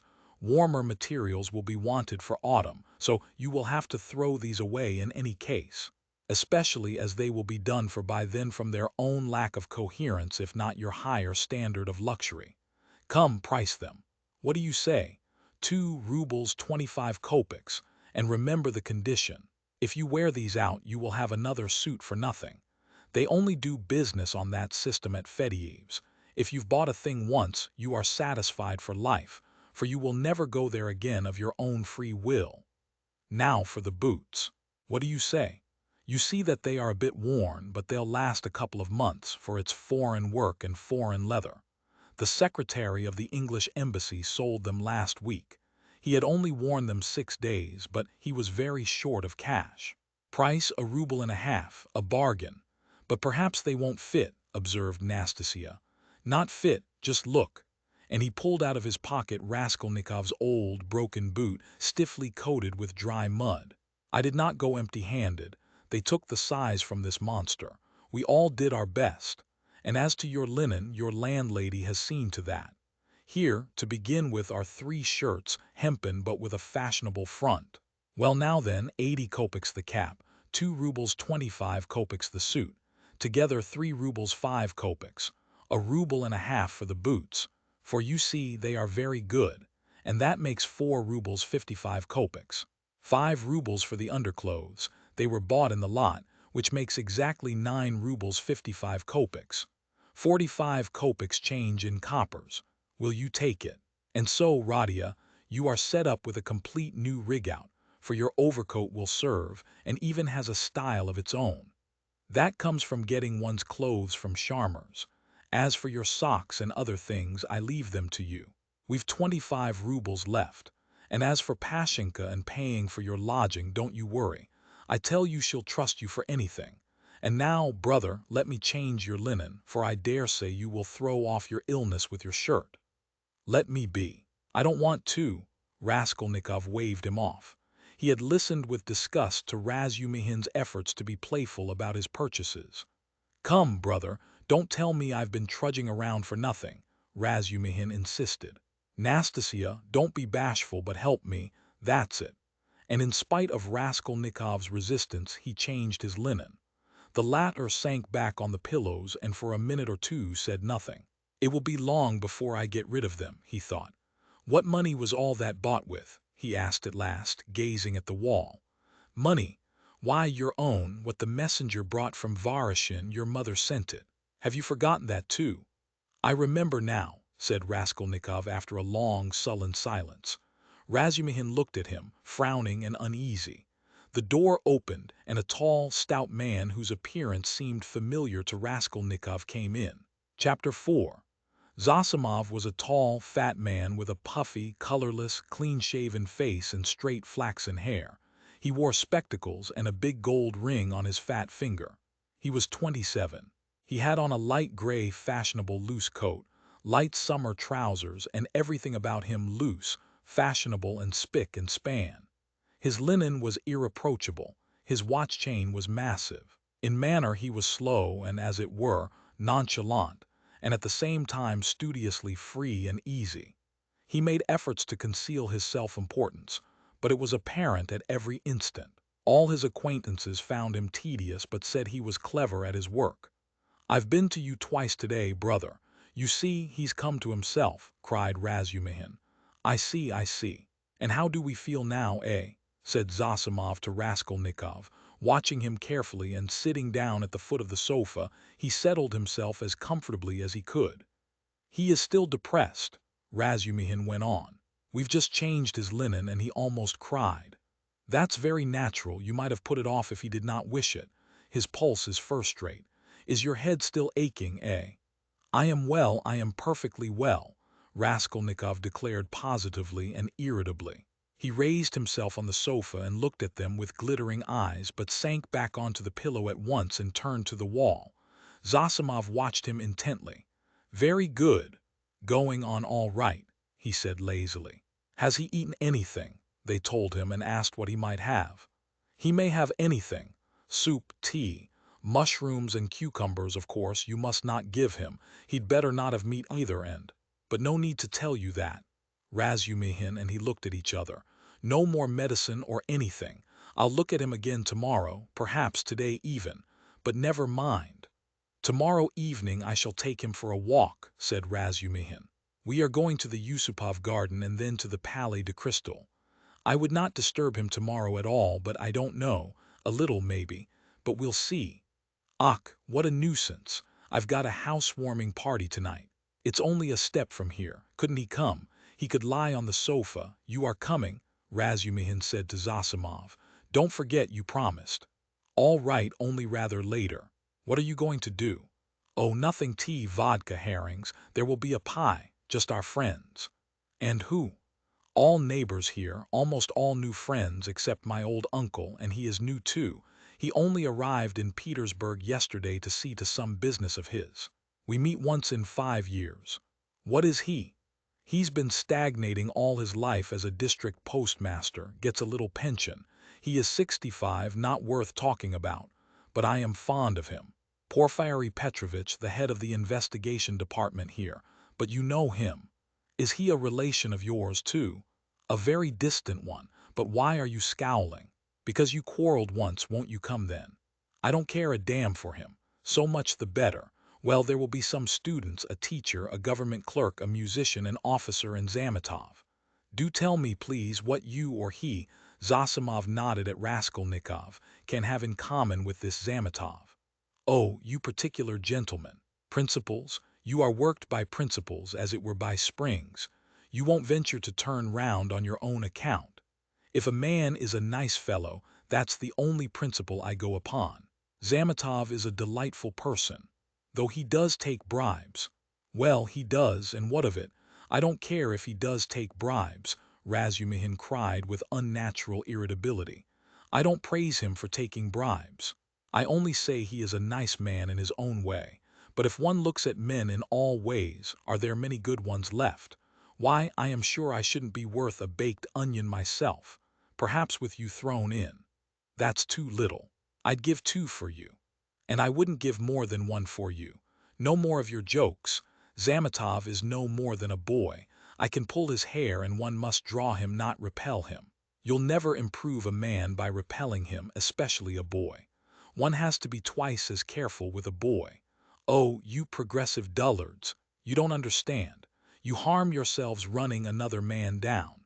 But if you want to know, we really have something in common. I should like to know what. Why, it's all about a house painter. We are getting him out of a mess, though indeed there's nothing to fear now. The matter is absolutely self-evident. We only put on steam. A painter. Why, haven't I told you about it? I only told you the beginning then about the murder of the old pawnbroker woman. Well, the painter is mixed up in it. Oh, I heard about that murder before and was rather interested in it. Partly, for one reason. I read about it in the papers, too. Lizaveta was murdered, too," Nastasia blurted out, suddenly addressing Raskolnikov. "She remained in the room all the time, standing by the door listening." "Lizaveta," murmured Raskolnikov hardly audibly. "Lizaveta, who sold old clothes. Didn't you know her? She used to come here. She mended a shirt for you, too." Raskolnikov turned to the wall where in the dirty, yellow paper he picked out one clumsy, white flower with brown lines on it and began examining how many petals there were in it, how many scallops in the petals and how many lines on them. He felt his arms and legs as lifeless as though they had been cut off. He did not attempt to move but stared obstinately at the flower. But what about the painter? Zosimov interrupted Nastasia's chatter with marked displeasure. She sighed and was silent. Why, he was accused of the murder, Razumihin went on hotly. Was there evidence against him then? Evidence, indeed. Evidence that was no evidence, and that's what we have to prove. It was just as they pitched on those fellows, Kok and Pestryakov, at first. Phoo, how stupidly it's all done, it makes one sick, though it's not one's business. Pestryakov may be coming tonight. By the way, Radia, you've heard about the business already. It happened before you were ill, the day before you fainted at the police office while they were talking about it. Zosimov looked curiously at Raskolnikov. He did not stir. But I say, Razumihin, I wonder at you. What a busybody you are, Zosimov observed. Maybe I am, but we will get him off anyway, shouted Razumihin, bringing his fist down on the table. What's the most offensive is not their lying. One can always forgive lying. Lying is a delightful thing, for it leads to truth. What is offensive is that they lie and worship their own lying. I respect Porfiry, but what threw them out at first? The door was locked, and when they came back with the porter it was open. So it followed that Kok and Pestryakov were the murderers. That was their logic. But don't excite yourself. They simply detained them, they could not help that. And by the way, I've met that man Kok. He used to buy unredeemed pledges from the old woman. Eh? Yes, he is a swindler. He buys up bad debts too. He makes a profession of it. But enough of him. Do you know what makes me angry? It's their sickening, rotten, petrified routine. And this case might be the means of introducing a new method. One can show from the psychological data alone how to get on the track of the real man. We have facts, they say, but facts are not everything. At least half the business lies in how you interpret them. Can you interpret them, then? Anyway, one can't hold one's tongue when one has a feeling, a tangible feeling, that one might be a help if only. Do you know the details of the case? I am waiting to hear about the painter. Oh, yes. Well, here's the story. Early on the third day after the murder, when they were still dandling Kok and Pestryakov, though they accounted for every step they took and it was as plain as a pikestaff, an unexpected fact turned up. A peasant called Dushkin, who keeps a dram shop facing the house, brought to the police office a jeweler's case containing some gold earrings, and told a long rigmarole. The day before yesterday, just after 8 o'clock, marked the day and the hour. A journeyman house painter, Nikolay, who had been in to see me already that day, brought me this box of gold earrings and stones, and asked me to give him 2 rubles for them. When I asked him where he got them, he said that he picked them up in the street. I did not ask him anything more. I am telling you Dushkin's story. I gave him a note, a ruble that is, for I thought if he did not pawn it with me he would with another. It would all come to the same thing. He'd spend it on drink, so the thing had better be with me. The further you hide it, the quicker you will find it, and if anything turns up, if I hear any rumors, I'll take it to the police. Of course, that's all taradiddle. He lies like a horse, for I know this Dushkin. He is a pawnbroker and a receiver of stolen goods, and he did not cheat Nikolay out of a 30-ruble trinket in order to give it to the police. He was simply afraid. But no matter, to return to Dushkin's story.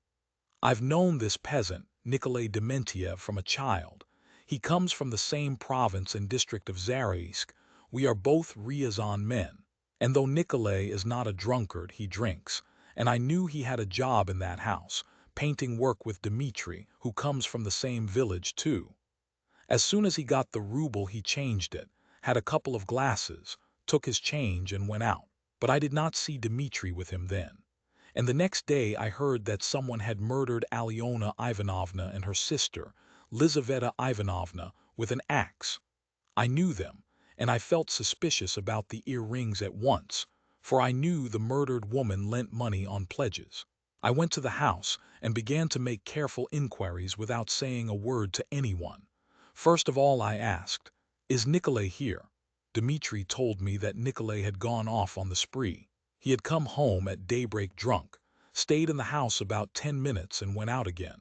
Dmitri didn't see him again and is finishing the job alone. And their job is on the same staircase as the murder, on the second floor. When I heard all that, I did not say a word to anyone. That's Dushkin's tale. But I found out what I could about the murder and went home feeling as suspicious as ever. And at 8 o'clock this morning, that was the third day, you understand, I saw Nikolay coming in, not sober, though not to say very drunk. He could understand what was said to him. He sat down on the bench and did not speak. There was only one stranger in the bar and a man I knew asleep on a bench and our two boys. "Have you seen Dmitri?" said I. "No, I haven't," said he. "And you've not been here either?" "Not since the day before yesterday," said he. "And where did you sleep last night?" "In Pesky with the Kolomensky men." "And where did you get those earrings?" I asked. "I found them in the street, and the way he said it was a bit queer. He did not look at me." "Did you hear what happened that very evening at that very hour on that same staircase?" said I. "No," said he. I had not heard. And all the while he was listening, his eyes were staring out of his head and he turned as white as chalk. I told him all about it and he took his hat and began getting up. I wanted to keep him. "Wait a bit, Nikolay," said I. "Won't you have a drink?" And I signed to the boy to hold the door and I came out from behind the bar. But he darted out and down the street to the turning at a run. I have not seen him since. Then my doubts were at an end. It was his doing, as clear as could be. "I should think so," said Zosimov. "Wait, hear the end. Of course they sought high and low for Nikolay. They detained Dushkin and searched his house. Dmitri, too, was arrested. The Kolomensky men also were turned inside out. And the day before yesterday they arrested Nikolay in a tavern at the end of the town. He had gone there, taken the silver cross off his neck and asked for a dram for it. They gave it to him. A few minutes afterwards the woman went to the cowshed, and through a crack in the wall she saw in the stable adjoining he had made a noose of his sash from the beam, stood on a block of wood, and was trying to put his neck in the noose. The woman screeched her hardest, people ran in. "So that's what you are up to? Take me," he says, "to such and such a police officer, I'll confess everything." Well, they took him to that police station, that is here, with a suitable escort. So they asked him this and that, how old he is, 22, and so on. At the question, "When you were working with Dmitri, didn't you see anyone on the staircase at such and such a time?" Answer: "To be sure folks may have gone up and down, but I did not notice them." "And didn't you hear anything, any noise, and so on?" "We heard nothing special." "And did you hear, Nikolay, that on the same day widow so-and-so and her sister were murdered and robbed?" "I never knew a thing about it. The first I heard of it was from Afanasy Pavlovitch the day before yesterday." "And where did you find the earrings?" "I found them on the pavement." "Why didn't you go to work with Dmitri the other day?" "Because I was drinking." "And where were you drinking?" "Oh, in such and such a place." "Why did you run away from Dushkin's?" "Because I was awfully frightened." "What were you frightened of?" "That I should be accused." "How could you be frightened if you felt free from guilt?" Now, Zosimov, you may not believe me. That question was put literally in those words. I know it for a fact, it was repeated to me exactly. What do you say to that? Well, anyway, there's the evidence. I am not talking of the evidence now, I am talking about that question, of their own idea of themselves. Well, so they squeezed and squeezed him and he confessed. I did not find it in the street but in the flat where I was painting with Dmitri. And how was that? Why, Dmitri and I were painting there all day, and we were just getting ready to go, and Dmitri took a brush and painted my face, and he ran off and I after him. I ran after him, shouting my hardest, and at the bottom of the stairs I ran right against the porter and some gentlemen. And how many gentlemen were there I don't remember. And the porter swore at me, and the other porter swore too, and the porter's wife came out, and swore at us too. And a gentleman came into the entry with a lady, and he swore at us too, for Dmitri and I lay right across the way. I got hold of Dmitri's hair and knocked him down and began beating him. And Dmitri, too, caught me by the hair and began beating me. But we did it all not for temper but in a friendly way, for sport. And then Dmitri escaped and ran into the street and I ran after him. But I did not catch him and went back to the flat alone. I had to clear up my things.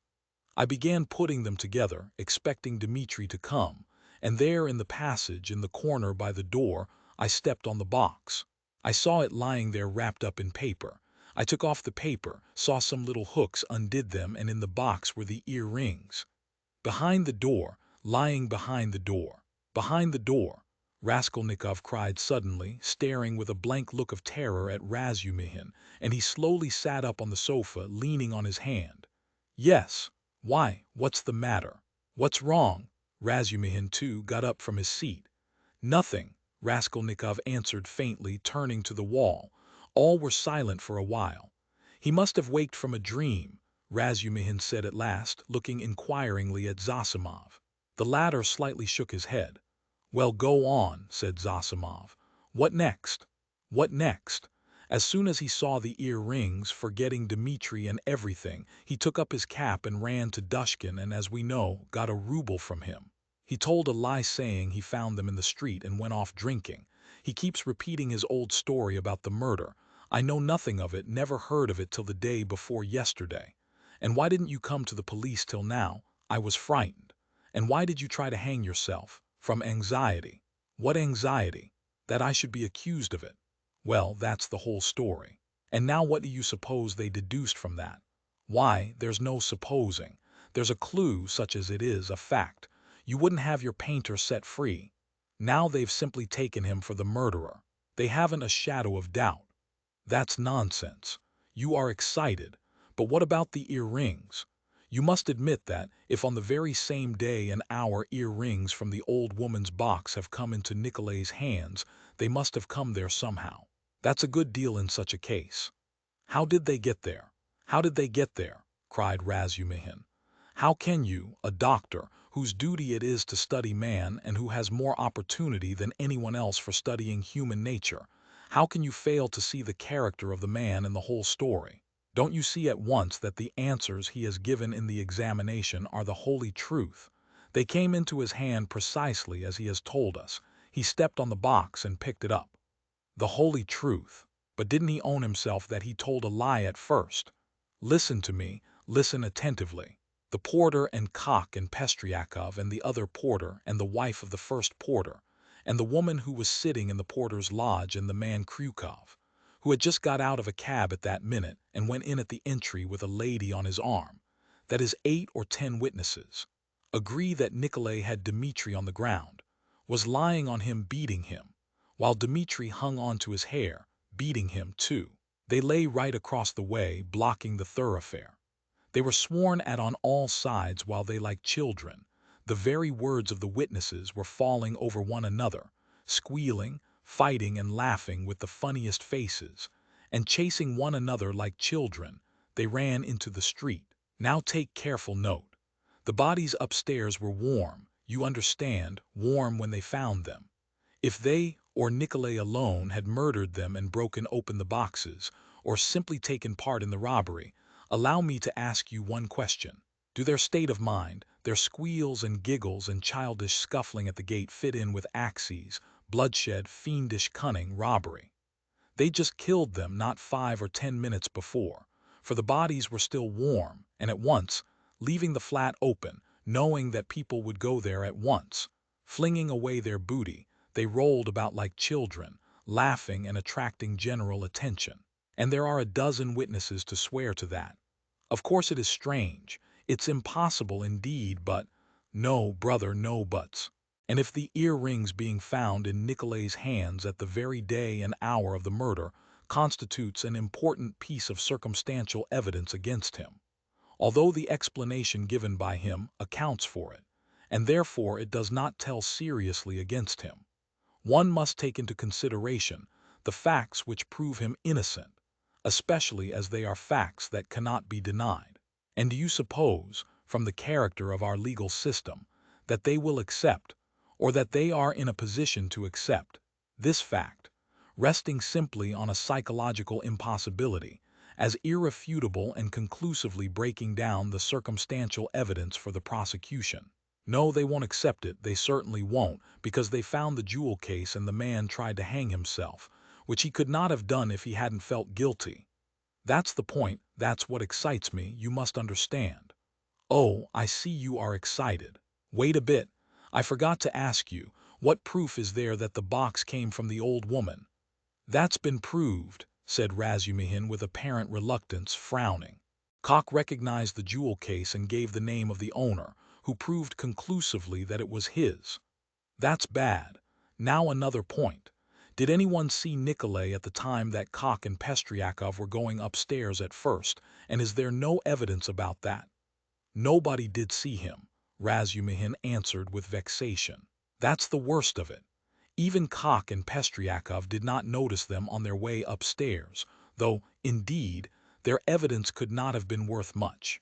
They said they saw the flat was open, and that there must be work going on in it, but they took no special notice and could not remember whether there actually were men at work in it. So the only evidence for the defense is that they were beating one another and laughing. That constitutes a strong presumption, but how do you explain the facts yourself? How do I explain them? What is there to explain? It's clear. At any rate, the direction in which explanation is to be sought is clear, and the jewel case points to it. The real murderer dropped those earrings. The murderer was upstairs, locked in, when Koch and Pestryakov knocked at the door.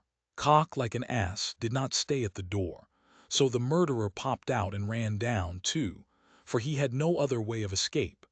He hid from Koch, Pestryakov, and the porter in the flat when Nikolay and Dmitri had just run out of it. He stopped there while the porter and others were going upstairs, waited till they were out of hearing, and then went calmly downstairs at the very minute when Dmitri and Nikolay ran out into the street, and there was no one in the entry. Possibly he was seen, but not noticed. There are lots of people going in and out. He must have dropped the earrings out of his pocket when he stood behind the door, and did not notice he dropped them, because he had other things to think of. The jewel case is a conclusive proof that he did stand there. That's how I explain it. Too clever. No, my boy, you're too clever. That beats everything. But why? Why? Because everything fits too well. It's too melodramatic. Ayuk, Razumihin was exclaiming, but at that moment the door opened and a personage came in who was a stranger to all present. Chapter 5. This was a gentleman no longer young, of a stiff and portly appearance, and a cautious and sour countenance. He began by stopping short in the doorway, staring about him with offensive and undisguised astonishment, as though asking himself what sort of place he had come to. Mistrustfully and with an affectation of being alarmed and almost affronted, he scanned Raskolnikov's low and narrow cabin. With the same amazement he stared at Raskolnikov, who lay undressed, disheveled, unwashed on his miserable dirty sofa, looking fixedly at him. Then with the same deliberation he scrutinized the uncouth, unkempt figure and unshaven face of Razumihin, who looked him boldly and inquiringly in the face without rising from his seat. A constrained silence lasted for a couple of minutes, and then, as might be expected, some scene-shifting took place. Reflecting, probably from certain fairly unmistakable signs, that he would get nothing in this cabin by attempting to overawe them, the gentleman softened somewhat, and civilly, though with some severity, emphasizing every syllable of his question, addressed Zosimov. Rodion Romanovich Raskolnikov, a student or formerly a student. Zosimov made a slight movement and would have answered, had not Razumihin anticipated him. Here he is lying on the sofa. What do you want? This familiar, what do you want, seemed to cut the ground from the feet of the pompous gentleman. He was turning to Razumihin, but checked himself in time and turned to Zosimov again. This is Raskolnikov, mumbled Zosimov, nodding towards him. Then he gave a prolonged yawn, opening his mouth as wide as possible. Then he lazily put his hand into his waistcoat pocket, pulled out a huge gold watch in a round hunter's case, opened it, looked at it, and as slowly and lazily proceeded to put it back. Raskolnikov himself lay without speaking on his back, gazing persistently, though without understanding, at the stranger. Now that his face was turned away from the strange flower on the paper, it was extremely pale and wore a look of anguish, as though he had just undergone an agonizing operation or just been taken from the rack. But the newcomer gradually began to arouse his attention, then his wonder, then suspicion and even alarm. When Zosimov said, "This is Raskolnikov," he jumped up quickly, sat on the sofa and with an almost defiant but weak and breaking voice articulated, "Yes, I am Raskolnikov. What do you want?" The visitor scrutinized him and pronounced impressively, "Pyotr Petrovitch Luzhin. I believe I have reason to hope that my name is not wholly unknown to you." But Raskolnikov, who had expected something quite different, gazed blankly and dreamily at him, making no reply, as though he heard the name of Pyotr Petrovitch for the first time. "Is it possible that you can up to the present have received no information?" asked Pyotr Petrovitch, somewhat disconcerted. In reply, Raskolnikov sank languidly back on the pillow, put his hands behind his head and gazed at the ceiling. A look of dismay came into Luzhin's face. Zosimov and Razumihin stared at him more inquisitively than ever, and at last he showed unmistakable signs of embarrassment. "I had presumed and calculated," he faltered, "that a letter posted more than 10 days, if not a fortnight ago—" "I say, why are you standing in the doorway?" Razumihin interrupted suddenly. "If you've something to say, sit down. Nastasia and you are so crowded. Nastasia, make room. Here's a chair, thread your way in." He moved his chair back from the table, made a little space between the table and his knees, and waited in a rather cramped position for the visitor to thread his way in. The minute was so chosen that it was impossible to refuse, and the visitor squeezed his way through, hurrying and stumbling. Reaching the chair, he sat down, looking suspiciously at Razumihin. "No need to be nervous," the latter blurted out. "Radia has been ill for the last 5 days and delirious for 3, but now he is recovering and has got an appetite. This is his doctor, who has just had a look at him. I am a comrade of Radia's, like him, formerly a student, and now I am nursing him, so don't you take any notice of us but go on with your business." "Thank you. But shall I not disturb the invalid by my presence and conversation?" Pyotr Petrovitch asked of Zosimov. "No," mumbled Zosimov. "You may amuse him." He yawned again. "He has been conscious a long time, since the morning," went on Razumihin, whose familiarity seemed so much like unaffected good nature that Pyotr Petrovitch began to be more cheerful, partly, perhaps, because this shabby and impudent person had introduced himself as a student. "Your mamma," began Luzhin. Razumihin cleared his throat loudly. Luzhin looked at him inquiringly. "That's all right, go on." Luzhin shrugged his shoulders. "Your mamma had commenced a letter to you while I was sojourning in her neighborhood. On my arrival here, I purposely allowed a few days to elapse before coming to see you, in order that I might be fully assured that you were in full possession of the tidings. But now, to my astonishment—" I know," Raskolnikov cried suddenly with impatient vexation. "So you are the fiancé, I know, and that's enough." There was no doubt about Pyotr Petrovitch's being offended this time, but he said nothing.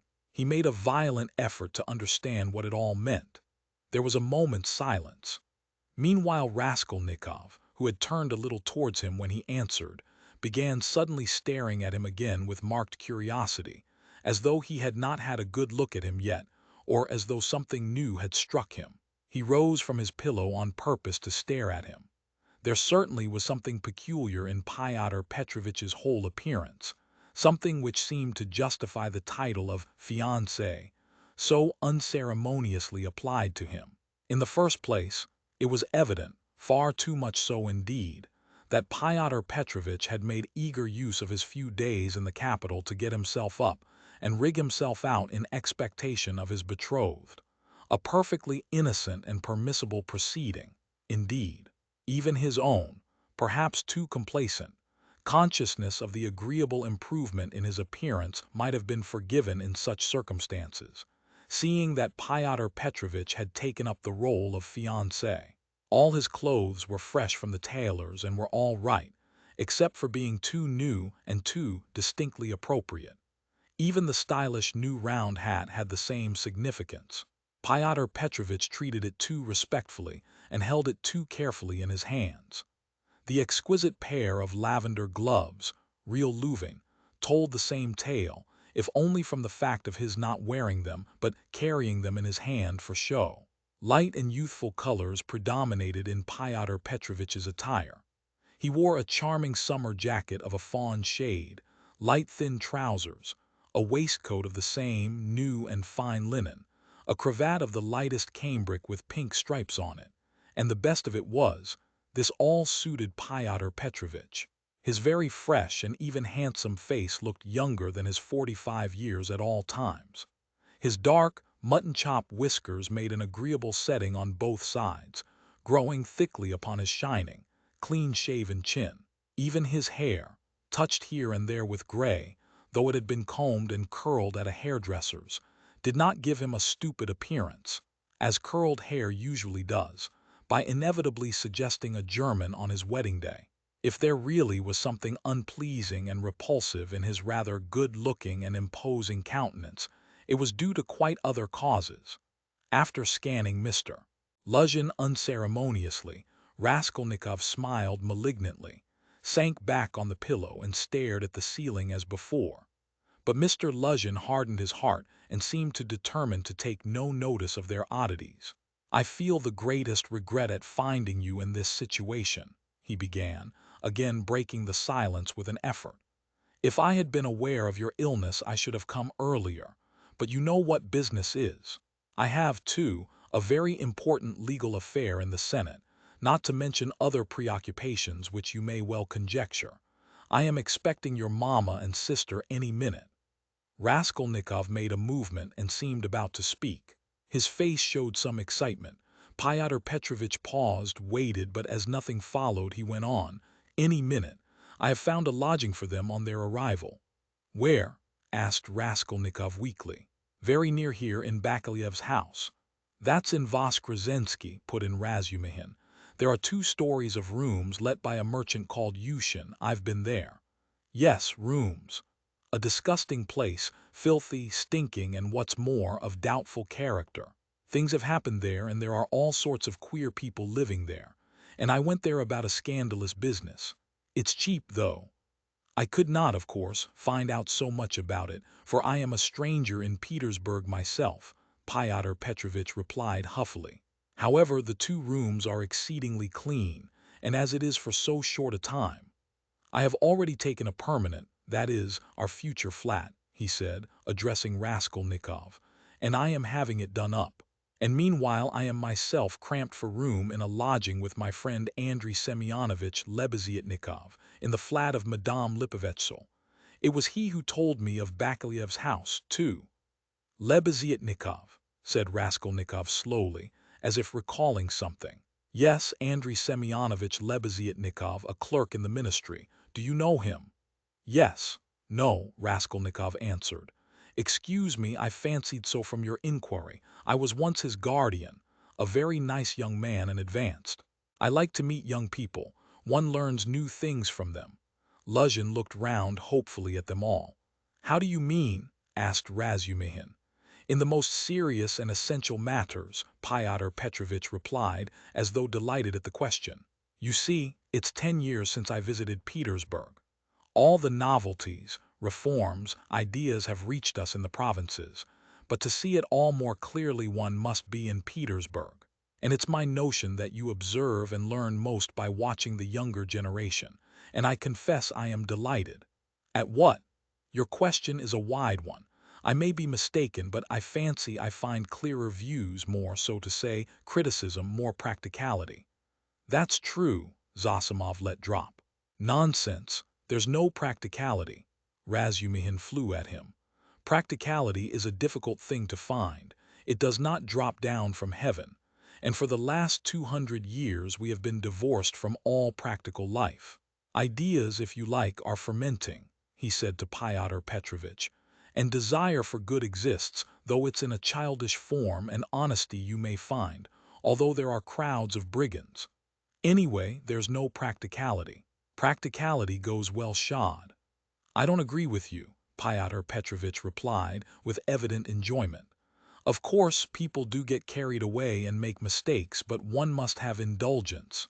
Those mistakes are merely evidence of enthusiasm for the cause and of abnormal external environment. If little has been done, the time has been but short. Of means I will not speak. It's my personal view, if you care to know, that something has been accomplished already. New valuable ideas, new valuable works are circulating in the place of our old dreamy and romantic authors. Literature is taking a maturer form. Many injurious prejudices have been rooted up and turned into ridicule. In a word, we have cut ourselves off irrevocably from the past, and that, to my thinking, is a great thing. He's learnt it by heart to show off, Raskolnikov pronounced suddenly. What? Asked Pyotr Petrovitch, not catching his words, but he received no reply. That's all true, Zosimov hastened to interpose. Isn't it so? Pyotr Petrovitch went on, glancing affably at Zosimov. You must admit, he went on, addressing Razumihin with a shade of triumph and superciliousness. He almost added, young man, that there is an advance, or, as they say now, progress in the name of science and economic truth. A commonplace. No, not a commonplace. Hitherto, for instance, if I were told, love thy neighbor, what came of it? Pyotr Petrovitch went on, perhaps with excessive haste. It came to my tearing my coat in half to share with my neighbor, and we both were left half naked. As a Russian proverb has it, catch several hares and you won't catch one. Science now tells us, love yourself before all men, for everything in the world rests on self-interest. You love yourself and manage your own affairs properly, and your coat remains whole. Economic truth adds that the better private affairs are organized in society, the more whole coats, so to say, the firmer are its foundations, and the better is the common welfare organized too.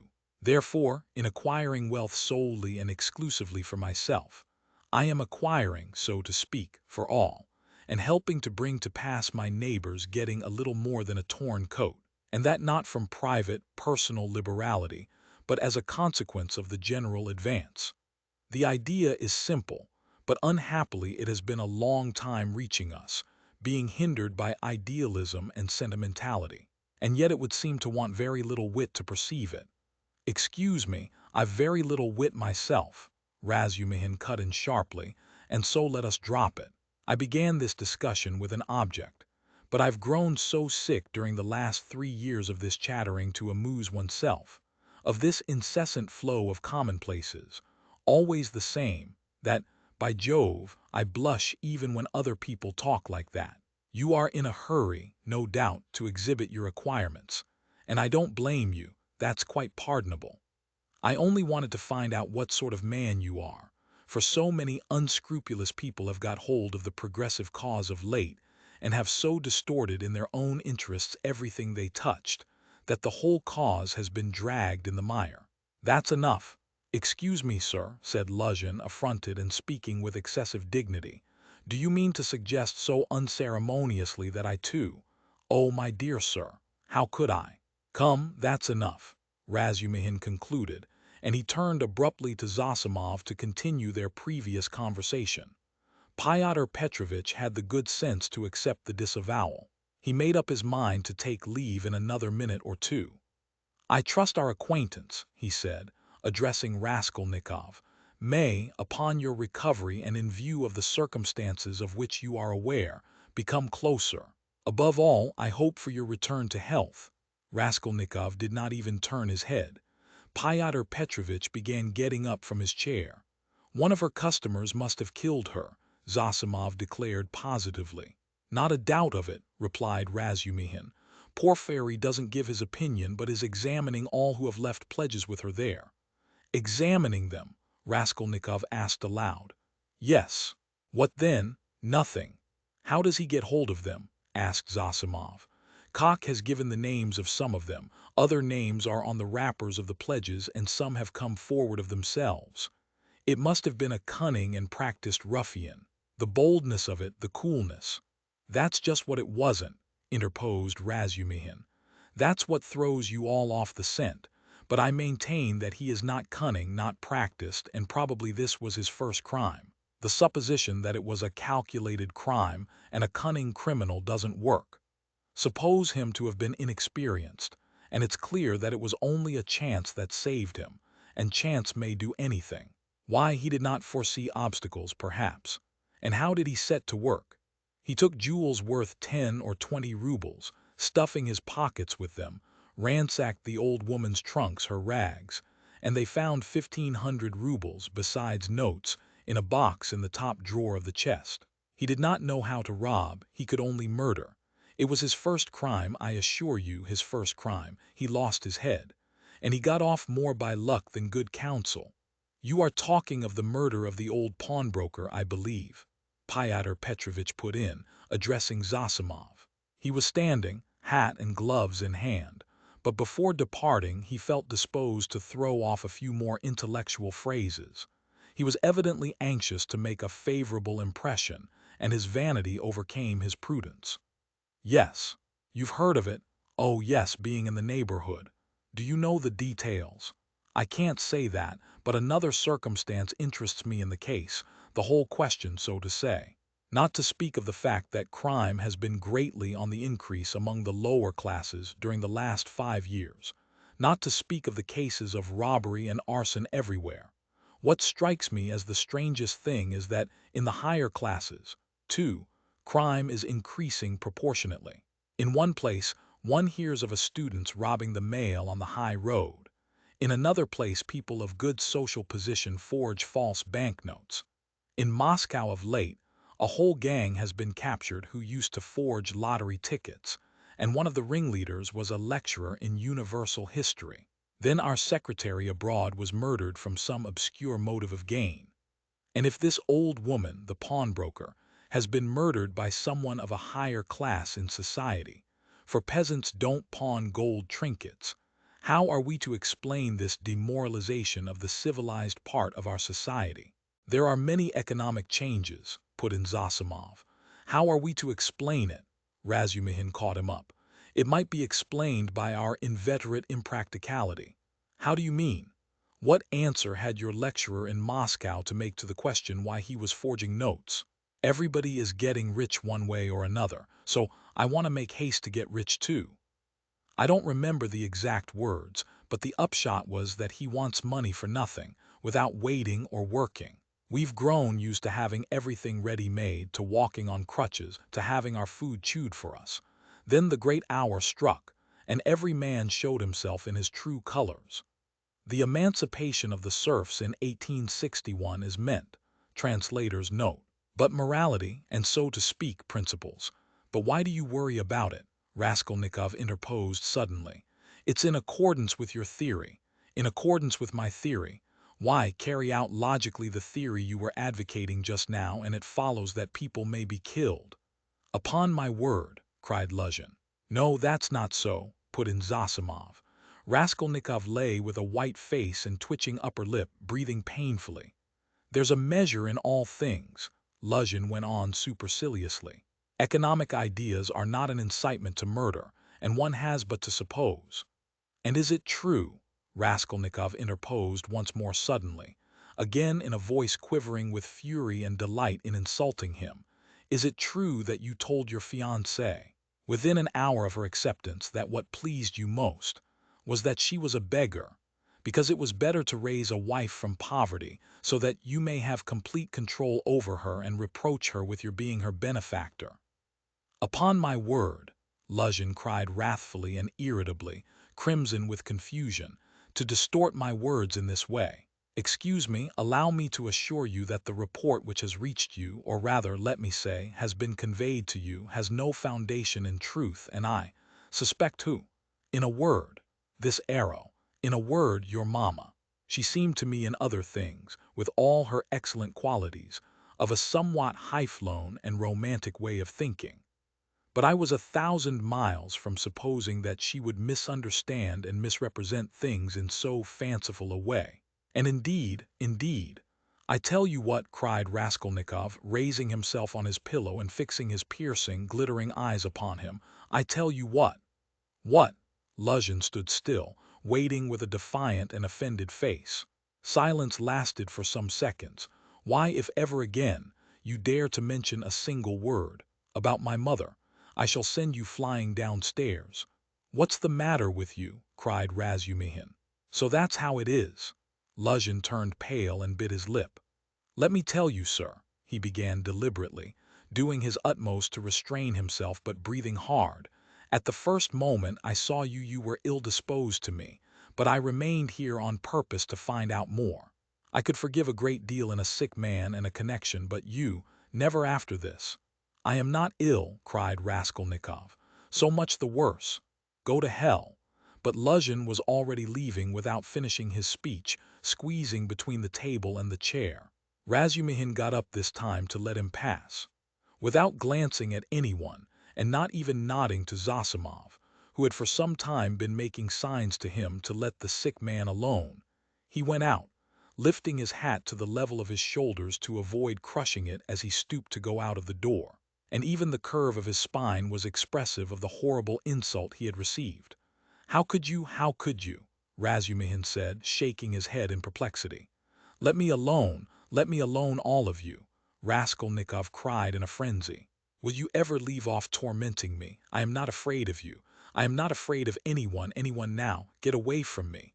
I want to be alone. Come along, said Zosimov, nodding to Razumihin. But we can't leave him like this. Come along, Zosimov repeated insistently, and he went out. Razumihin thought a minute and ran to overtake him. It might be worse not to obey him, said Zosimov on the stairs. He mustn't be irritated. What's the matter with him? If only he could get some favorable shock, that's what would do it. At first he was better. You know he has got something on his mind, some fixed idea weighing on him. I am very much afraid so, he must have. Perhaps it's that gentleman, Fyodor Petrovitch. From his conversation I gather he is going to marry his sister, and that he had received a letter about it just before his illness. Yes, confound the man. He may have upset the case altogether. But have you noticed he takes no interest in anything? He does not respond to anything except one point on which he seems excited, that's the murder. Yes, Razumihin agreed. I noticed that too. He is interested, frightened. It gave him a shock on the day he was ill in the police office. He fainted. Tell me more about that this evening and I'll tell you something afterwards. He interests me very much. In half an hour I'll go and see him again. There'll be no inflammation though. Thanks. And I'll wait with Pashenka meantime and will keep watch on him through Nastasia. Raskolnikov, left alone, looked with impatience and misery at Nastasia, but she still lingered. Won't you have some tea now? She asked. Later, I am sleepy. Leave me. He turned abruptly to the wall. Nastasia went out. Chapter 6. But as soon as she went out, he got up, latched the door, undid the parcel which Razumihin had brought in that evening and had tied up again, and began dressing. Strange to say, he seemed immediately to have become perfectly calm. Not a trace of his recent delirium nor of the panic fear that had haunted him of late. It was the first moment of a strange, sudden calm. His movements were precise and definite. A firm purpose was evident in them. Today, he muttered to himself. He understood that he was still weak, but his intense spiritual concentration gave him strength and self-confidence. He hoped, moreover, that he would not fall down in the street. When he had dressed in entirely new clothes, he looked at the money lying on the table, and after a moment's thought put it in his pocket. It was 25 rubles. He took also all the copper change from the 10 rubles spent by Razumihin on the clothes. Then he softly unlatched the door, went out, slipped downstairs and glanced in at the open kitchen door. Nastasia was standing with her back to him, blowing up the landlady's samovar. She heard nothing. Who would have dreamed of his going out, indeed? A minute later he was in the street. It was nearly 8 o'clock. The sun was setting. It was as stifling as before, but he eagerly drank in the stinking, dusty town air. His head felt rather dizzy. A sort of savage energy gleamed suddenly in his feverish eyes and his wasted, pale and yellow face. He did not know and did not think where he was going. He had one thought only, that all this must be ended today, once for all, immediately, that he would not return home without it because he would not go on living like that. How, with what to make an end? He had not an idea about it, he did not even want to think of it. He drove away thought, thought tortured him. All he knew, all he felt was that everything must be changed one way or another, he repeated with desperate and immovable self-confidence and determination. From old habit, he took his usual walk in the direction of the hay market. A dark-haired young man with a barrel organ was standing in the road in front of a little general shop and was grinding out a very sentimental song. He was accompanying a girl of 15 who stood on the pavement in front of him. She was dressed up in a crinoline, a mantle and a straw hat with a flame-colored feather in it, all very old and shabby. In a strong and rather agreeable voice, cracked and coarsened by street singing, she sang in hope of getting a copper from the shop. Raskolnikov joined 2 or 3 listeners, took out a 5-kopeck piece and put it in the girl's hand. She broke off abruptly on a sentimental high note, shouted sharply to the organ grinder, "Come on," and both moved on to the next shop. "Do you like street music?" said Raskolnikov, addressing a middle-aged man standing idly by him. The man looked at him, startled and wondering. "I love to hear singing to a street organ," said Raskolnikov, and his manner seemed strangely out of keeping with the subject. "I like it on cold, dark, damp autumn evenings. They must be damp, when all the passers-by have pale green, sickly faces, or better still when wet snow is falling straight down, when there's no wind, you know what I mean, and the street lamps shine through it." "I don't know. Excuse me," muttered the stranger, frightened by the question and Raskolnikov's strange manner, and he crossed over to the other side of the street. Raskolnikov walked straight on and came out at the corner of the hay market, where the huckster and his wife had talked with Lizaveta. But they were not there now. Recognizing the place, he stopped, looked round and addressed a young fellow in a red shirt who stood gaping before a corn chandler's shop. "Isn't there a man who keeps a booth with his wife at this corner?" "All sorts of people keep booths here," answered the young man, glancing superciliously at Raskolnikov. "What's his name? What he was christened? Aren't you a Zarisky man too? Which province?" The young man looked at Raskolnikov again. "It's not a province, Your Excellency, but a district." "Graciously forgive me, Your Excellency. Is that a tavern at the top there?" "Yes, it's an eating house and there's a billiard room and you'll find princesses there too." "Lala." Raskolnikov crossed the square. In that corner there was a dense crowd of peasants. He pushed his way into the thickest part of it, looking at the faces. He felt an unaccountable inclination to enter into conversation with people, but the peasants took no notice of him. They were all shouting in groups together. He stood and thought a little and took a turning to the right in the direction of V. He had often crossed that little street which turns at an angle, leading from the marketplace to Sadovy Street. Of late he had often felt drawn to wander about this district when he felt depressed, that he might feel more so. Now he walked along, thinking of nothing. At that point there is a great block of buildings, entirely let out in dram shops and eating houses. Women were continually running in and out, bareheaded and in their indoor clothes. Here and there they gathered in groups, on the pavement, especially about the entrances to various festive establishments in the lower stories. From one of these a loud din, sounds of singing, the tinkling of a guitar and shouts of merriment floated into the street. A crowd of women were thronging round the door. Some were sitting on the steps, others on the pavement, others were standing talking. A drunken soldier, smoking a cigarette, was walking near them in the road, swearing. He seemed to be trying to find his way somewhere, but had forgotten where. One beggar was quarreling with another, and a man dead drunk was lying right across the road. Raskolnikov joined the throng of women, who were talking in husky voices. They were bareheaded and wore cotton dresses and goatskin shoes. There were women of 40 and some not more than 17. Almost all had blackened eyes. He felt strangely attracted by the singing and all the noise and uproar in the saloon below. Someone could be heard within dancing frantically, marking time with his heels to the sounds of the guitar, and of a thin falsetto voice singing a jaunty air. He listened intently, gloomily and dreamily, bending down at the entrance and peeping inquisitively in from the pavement. "Oh, my handsome soldier, don't beat me for nothing," trilled the thin voice of the singer. Raskolnikov felt a great desire to make out what he was singing, as though everything depended on that. "Shall I go in?" he thought. "They are laughing. From drink. Shall I get drunk?" "Won't you come in?" one of the women asked him.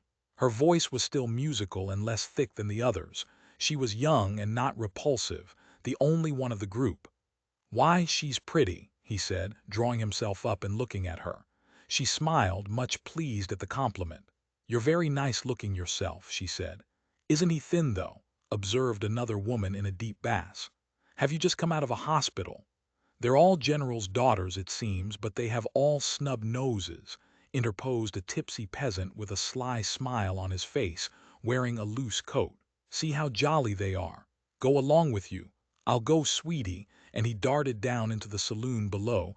Raskolnikov moved on. "I say, sir," the girl shouted after him. "What is it?" She hesitated. "I'll always be pleased to spend an hour with you, kind gentleman, but now I feel shy. Give me 6 kopecks for a drink, there's a nice young man." Raskolnikov gave her what came first, 15 kopecks. "Ah, what a good-natured gentleman. What's your name?" "Ask for Ducklida." "Well, that's too much," one of the women observed, shaking her head at Ducklida. "I don't know how you can ask like that. I believe I should drop with shame." Raskolnikov looked curiously at the speaker. She was a pock-marked wench of 30, covered with bruises, with her upper lip swollen. She made her criticism quietly and earnestly. "Where is it," thought Raskolnikov, "where is it I've read that someone condemned to death says or thinks, an hour before his death, that if he had to live on some high rock, on such a narrow ledge that he'd only room to stand, and the ocean, everlasting darkness, everlasting solitude, everlasting tempest around him, if he had to remain standing on a square yard of space all his life, 1,000 years, eternity, it were better to live so than to die at once, only to live in life, life whatever it may be, how true it is. Good God, how true! Man is a vile creature, and vile is he who calls him vile for that," he added a moment later. He went into another street. "Bah, the Palais de Crystal. Razumihin was just talking of the Palais de Crystal. But what on earth was it I wanted? Yes, the newspapers. Zosimov said he'd read it in the papers. Have you the papers?" he asked, going into a very spacious and positively clean restaurant, consisting of several rooms, which were, however, rather empty. 2 or 3 people were drinking tea, and in a room further away were sitting 4 men drinking champagne. Raskolnikov fancied that Zametov was one of them, but he could not be sure at that distance. "What if it is?" he thought. "Will you have vodka?" asked the waiter. "Give me some tea and bring me the papers, the old ones for the last 5 days, and I'll give you something." "Yes, sir, here's today's." No vodka, the old newspapers and the tea were brought. Raskolnikov sat down and began to look through them. "Oh, damn! These are the items of intelligence. An accident on a staircase, spontaneous combustion of a shopkeeper from alcohol, a fire in Pesky, a fire in the Petersburg quarter, another fire in the Petersburg quarter, and another fire in the Petersburg quarter. Ah, here it is." He found at last what he was seeking and began to read it. The lines danced before his eyes, but he read it all and began eagerly seeking later editions in the following numbers. His hands shook with nervous impatience as he turned the sheets. Suddenly, someone sat down beside him at his table. He looked up. It was the head clerk Zametov, looking just the same, with the rings on his fingers and the watch chain, with the curly black hair, parted and pomaded, with the smart waistcoat, rather shabby coat and doubtful linen. He was in a good humor, at least he was smiling very gaily and good-humoredly. His dark face was rather flushed from the champagne he had drunk. "What, you here?" he began in surprise, speaking as though he'd known him all his life. "Why, Razumihin told me only yesterday you were unconscious. How strange! And do you know I've been to see you?" Raskolnikov knew he would come up to him. He laid aside the papers and turned to Zametov. There was a smile on his lips, and a new shade of irritable impatience was apparent in that smile. "I know you have," he answered. "I've heard it. You looked for my sock. And you know Razumihin has lost his heart to you. He says you've been with him to Luise Ivanovna's. You know, the woman you tried to befriend, for whom you winked to the explosive lieutenant and he would not understand. Do you remember? How could he fail to understand? It was quite clear, wasn't it? What a hothead he is. The explosive one. No, your friend Razumihin. You must have a jolly life, Mr. Zametov, entrance free to the most agreeable places. Who's been pouring champagne into you just now? We've just been having a drink together. You talk about pouring it into me. By way of a fee, you profit by everything." Raskolnikov laughed. "It's all right, my dear boy," he added, slapping Zametov on the shoulder. "I am not speaking from temper, but in a friendly way, for sport, as that workman of yours said when he was scuffling with Dmitri in the case of the old woman. How do you know about it? Perhaps I know more about it than you do. How strange you are! I am sure you are still very unwell. You oughtn't to have come out. Oh, do I seem strange to you? Yes. What are you doing, reading the papers? Yes. There's a lot about the fires. No, I am not reading about the fires." Here he looked mysteriously at Zametov. His lips were twisted again in a mocking smile. "No, I am not reading about the fires," he went on, winking at Zametov. "But confess now, my dear fellow, you're awfully anxious to know what I am reading about." "I am not in the least. Mayn't I ask a question? Why do you keep on? Listen, you are a man of culture and education. I was in the 6th class at the gymnasium," said Zametov with some dignity. "6th class? Ah, my cock sparrow. With your parting and your rings, you are a gentleman of fortune. Foo, what a charming boy." Here Raskolnikov broke into a nervous laugh right in Zametov's face. The latter drew back, more amazed than offended. "Foo! How strange you are," Zametov repeated very seriously. "I can't help thinking you are still delirious." "I am delirious. You are fibbing, my cock sparrow, so I am strange. You find me curious, do you?" "Yes, curious." "Shall I tell you what I was reading about, what I was looking for? See what a lot of papers I've made them bring me. Suspicious, eh? Well, what is it? You prick up your ears. How do you mean prick up my ears? I'll explain that afterwards, but now, my boy, I declare to you. No, better, I confess. No, that's not right either. I make a deposition and you take it. I depose that I was reading, that I was looking and searching." He screwed up his eyes and paused. "I was searching, and came here on purpose to do it, for news of the murder of the old pawnbroker woman," he articulated at last, almost in a whisper, bringing his face exceedingly close to the face of Zametov. Zametov looked at him steadily, without moving or drawing his face away. What struck Zametov afterwards as the strangest part of it all was that silence followed for exactly a minute, and that they gazed at one another all the while. "What if you have been reading about it?" he cried at last, perplexed and impatient. "That's no business of mine. What of it?" "The same old woman," Raskolnikov went on in the same whisper, not heeding Zametov's explanation, "about whom you were talking in the police office, you remember, when I fainted. Well, do you understand now?" "What do you mean? Understand? What?" Zametov brought out, almost alarmed. Raskolnikov's set and earnest face was suddenly transformed, and he suddenly went off into the same nervous laugh as before, as though utterly unable to restrain himself. And in one flash he recalled with extraordinary vividness of sensation a moment in the recent past, that moment when he stood with the axe behind the door, while the latch trembled and the men outside swore and shook it. And he had a sudden desire to shout at them, to swear at them, to put out his tongue at them, to mock them, to laugh, and laugh, and laugh. "You are either mad or—" began Zametov, and he broke off as though stunned by the idea that had suddenly flashed into his mind. Or what? Come, tell me." "Nothing," said Zametov, getting angry. "It's all nonsense." Both were silent. After his sudden fit of laughter, Raskolnikov became suddenly thoughtful and melancholy.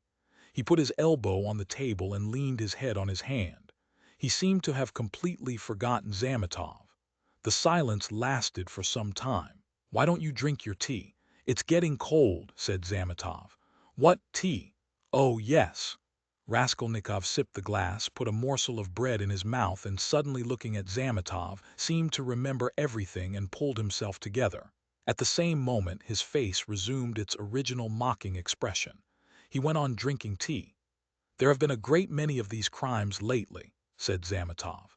"Only the other day I read in the Moscow news that a whole gang of false coiners had been caught in Moscow.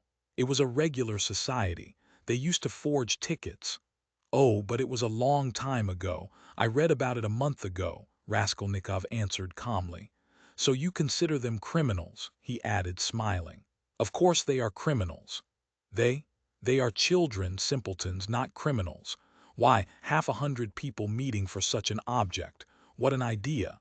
3 would be too many, and then they want to have more faith in one another than in themselves. One has only to blab in his cups and it all collapses. Simpletons.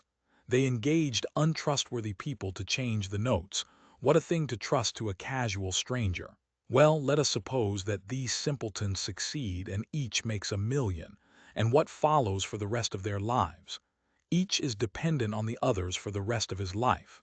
Better hang oneself at once. And they did not know how to change the notes either. The man who changed the notes took 5,000 rubles, and his hands trembled. He counted the first 4,000, but did not count the 5,000. He was in such a hurry to get the money into his pocket and run away. Of course he roused suspicion, and the whole thing came to a crash through one fool. Is it possible that his hands trembled?" observed Zametov. "Yes, that's quite possible. That, I feel quite sure, is possible. Sometimes one can't stand things." "Can't stand that? Why, could you stand it then?" "No, I couldn't. For the sake of 100 rubles to face such a terrible experience. To go with false notes into a bank where it's their business to spot that sort of thing. No, I should not have the face to do it. Would you?" Raskolnikov had an intense desire again to put his tongue out. Shivers kept running down his spine. "I should do it quite differently," Raskolnikov began. "This is how I would change the notes. I'd count the first 1,000 3 or 4 times backwards and forwards, looking at every note, and then I'd set to the second 1,000. I'd count that halfway through and then hold some 50-ruble note to the light, then turn it, then hold it to the light again, to see whether it was a good one. 'I am afraid,' I would say. 'A relation of mine lost 25 rubles the other day through a false note,' and then I'd tell them the whole story. And after I began counting the third, 'No, excuse me,' I would say. 'I fancy I made a mistake in the 7th hundred in that second 1,000, I am not sure.' And so I would give up the third 1,000 and go back to the second, and so on to the end.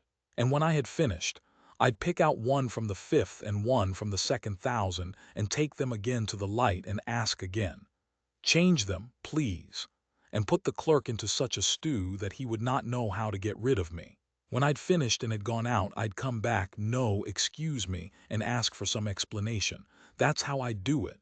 "Phoo, what terrible things you say," said Zametov, laughing. "But all that is only talk. I dare say when it came to deeds you'd make a slip. I believe that even a practiced, desperate man cannot always reckon on himself, much less you and I, to take an example near home. That old woman murdered in our district. The murderer seems to have been a desperate fellow. He risked everything in open daylight, was saved by a miracle, but his hands shook too. He did not succeed in robbing the place. He couldn't stand it. That was clear from the—" Raskolnikov seemed offended. "Clear? Why don't you catch him then?" he cried, maliciously jibing at Zametov. "Well, they will catch him." "Who? You? Do you suppose you could catch him? You've a tough job. A great point for you is whether a man is spending money or not. If he had no money and suddenly begins spending, he must be the man, so that any child can mislead you." "The fact is they always do that, though," answered Zametov. "A man will commit a clever murder at the risk of his life, and then at once he goes drinking in a tavern. They are caught spending money. They are not all as cunning as you are. You wouldn't go to a tavern, of course." Raskolnikov frowned and looked steadily at Zametov. "You seem to enjoy the subject and would like to know how I should behave in that case too?" he asked with displeasure. "I should like to," Zametov answered firmly and seriously. Somewhat too much earnestness began to appear in his words and looks. Very much, very much. All right then. This is how I should behave, Raskolnikov began, again bringing his face close to Zamitov's, again staring at him and speaking in a whisper so that the latter positively shuddered. This is what I should have done. I should have taken the money and jewels. I should have walked out of there and have gone straight to some deserted place with fences round it and scarcely anyone to be seen. Some kitchen garden or place of that sort. I should have looked out beforehand some stone weighing 100 weight or more which had been lying in the corner from the time the house was built. I would lift that stone. There would sure to be a hollow under it, and I would put the jewels and money in that hole. Then I'd roll the stone back so that it would look as before, would press it down with my foot and walk away. And for a year or two, 3 maybe, I would not touch it. And well, they could search. There'd be no trace. You are a madman, said Zamitov, and for some reason he too spoke in a whisper and moved away from Raskolnikov, whose eyes were glittering. He had turned fearfully pale and his upper lip was twitching and quivering. He bent down as close as possible to Zamitov, and his lips began to move without uttering a word. This lasted for half a minute. He knew what he was doing but could not restrain himself. The terrible word trembled on his lips like the latch on that door. In another moment it will break out, in another moment he will let it go, he will speak out. And what if it was I who murdered the old woman and Lizaveta? He said suddenly, and realized what he had done. Zamitov looked wildly at him and turned white as the tablecloth. His face wore a contorted smile. But is it possible? He brought out faintly. Raskolnikov looked wrathfully at him. Own up that you believed it. Yes, you did. Not a bit of it. I believe it less than ever now, Zamitov cried hastily. I've caught my cock-sparrow. So you did believe it before, if now you believe less than ever. Not at all, cried Zamitov, obviously embarrassed. Have you been frightening me so as to lead up to this? You don't believe it then. What were you talking about behind my back when I went out of the police office? And why did the explosive lieutenant question me after I fainted? Hey there, he shouted to the waiter, getting up and taking his cap. How much? 30 kopecks, the latter replied, running up. And there is 20 kopecks for vodka. See what a lot of money. He held out his shaking hand to Zamitov with notes in it. Red notes and blue, 25 rubles. Where did I get them? And where did my new clothes come from? You know I had not a kopeck. You've cross-examined my landlady, I'll be bound. Well, that's enough. Assez casse, till we meet again. He went out, trembling all over from a sort of wild hysterical sensation in which there was an element of insufferable rapture. Yet he was gloomy and terribly tired. His face was twisted as after a fit. His fatigue increased rapidly.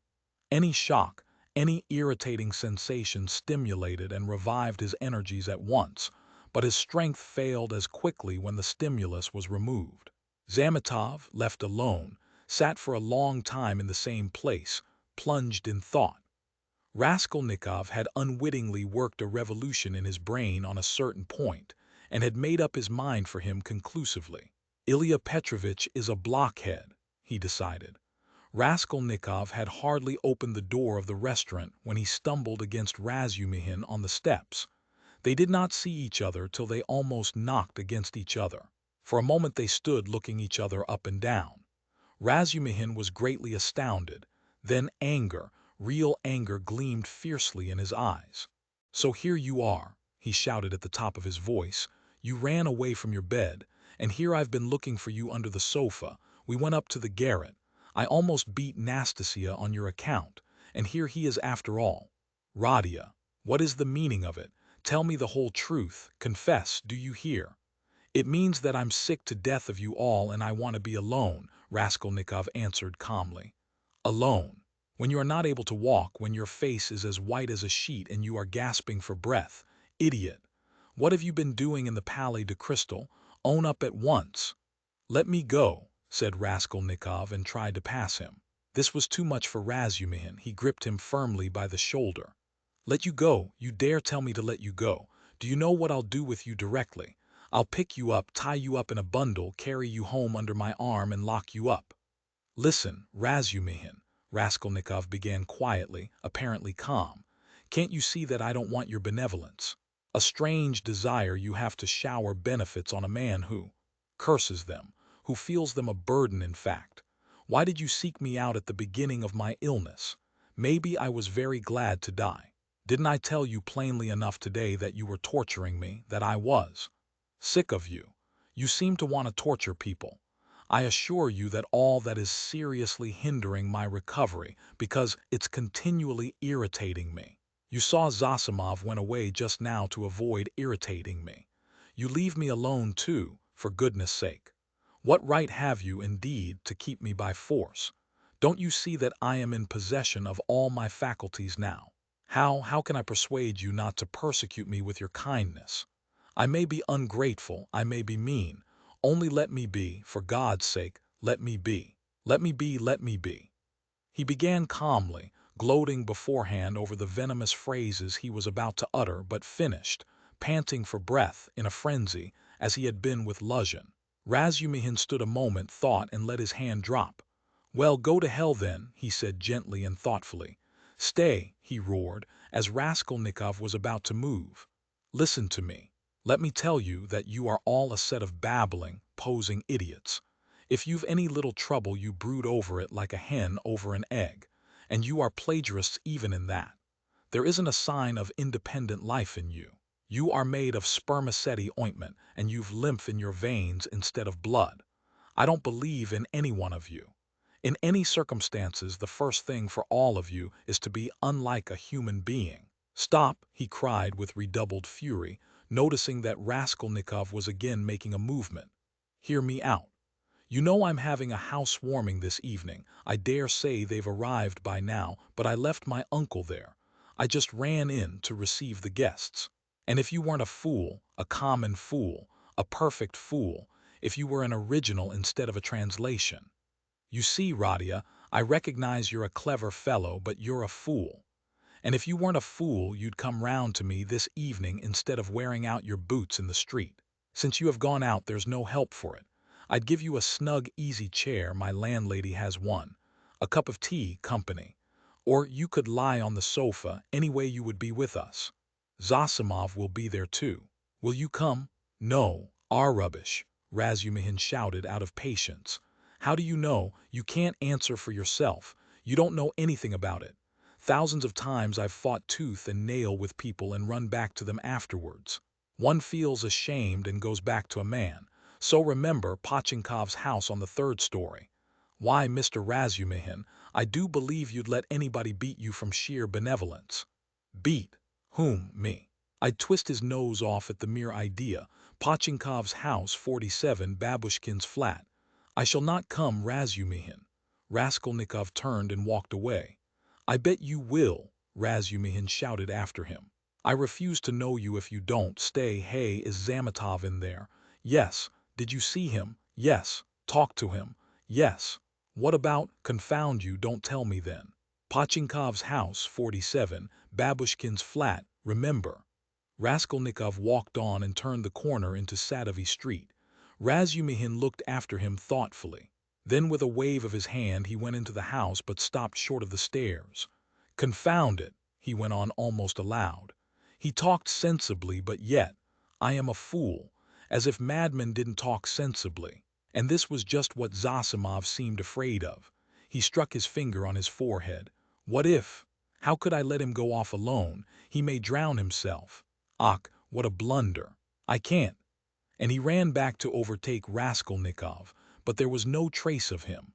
With a curse he returned with rapid steps to the Palais de Crystal to question Zametov. Raskolnikov walked straight to X bridge, stood in the middle, and leaning both elbows on the rail stared into the distance. On parting with Razumihin, he felt so much weaker that he could scarcely reach this place. He longed to sit or lie down somewhere in the street. Bending over the water, he gazed mechanically at the last pink flush of the sunset, at the row of houses growing dark in the gathering twilight, at one distant attic window on the left bank, flashing as though on fire in the last rays of the setting sun, at the darkening water of the canal, and the water seemed to catch his attention. At last red circles flashed before his eyes. The houses seemed moving. The passers-by, the canal banks, the carriages, all danced before his eyes. Suddenly he started, saved again perhaps from swooning by an uncanny and hideous sight. He became aware of someone standing on the right side of him. He looked and saw a tall woman with a kerchief on her head, with a long, yellow, wasted face and red sunken eyes. She was looking straight at him, but obviously she saw nothing and recognized no one. Suddenly she leaned her right hand on the parapet, lifted her right leg over the railing, then her left, and threw herself into the canal.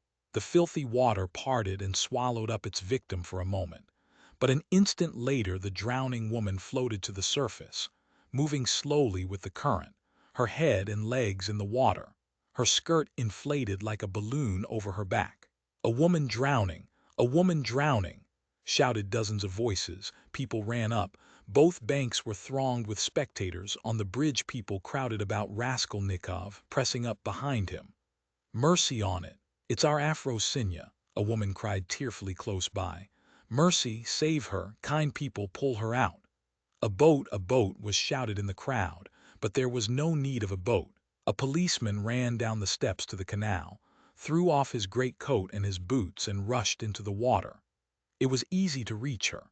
She floated within a couple of yards from the steps. He caught hold of her clothes with his right hand, and with his left seized a pole which a comrade held out to him. The drowning woman was pulled out at once. They laid her on the granite pavement of the embankment. She soon recovered consciousness, raised her head, sat up and began sneezing and coughing, stupidly wiping her wet dress with her hands. She said nothing. "She's drunk herself out of her senses," the same woman's voice wailed at her side. "Out of her senses. The other day she tried to hang herself. We cut her down. I ran out to the shop just now, left my little girl to look after her, and here she's in trouble again. A neighbor, gentlemen, a neighbor, we live close by, the second house from the end, see yonder." The crowd broke up. The police still remained round the woman. Someone mentioned the police station. Raskolnikov looked on with a strange sensation of indifference and apathy. He felt disgusted. "No, that's loathsome. Water. It's not good enough," he muttered to himself. "Nothing will come of it," he added. "No use to wait. What about the police office? And why isn't Zametov at the police office? The police office is open till 10 o'clock." He turned his back to the railing and looked about him. "Very well then," he said resolutely. He moved from the bridge and walked in the direction of the police office. His heart felt hollow and empty. He did not want to think. Even his depression had passed. There was not a trace now of the energy with which he had set out to make an end of it all. Complete apathy had succeeded to it. "Well, it's a way out of it," he thought, walking slowly and listlessly along the canal bank. "Anyway, I'll make an end, for I want to. But is it a way out? What does it matter? There'll be the square yard of space. Ha, but what an end! Is it really the end? Shall I tell them or not? Ah, damn, how tired I am. If I could find somewhere to sit or lie down soon. What I am most ashamed of is its being so stupid. But I don't care about that either. What idiotic ideas come into one's head?" To reach the police office he had to go straight forward and take the second turning to the left. It was only a few paces away.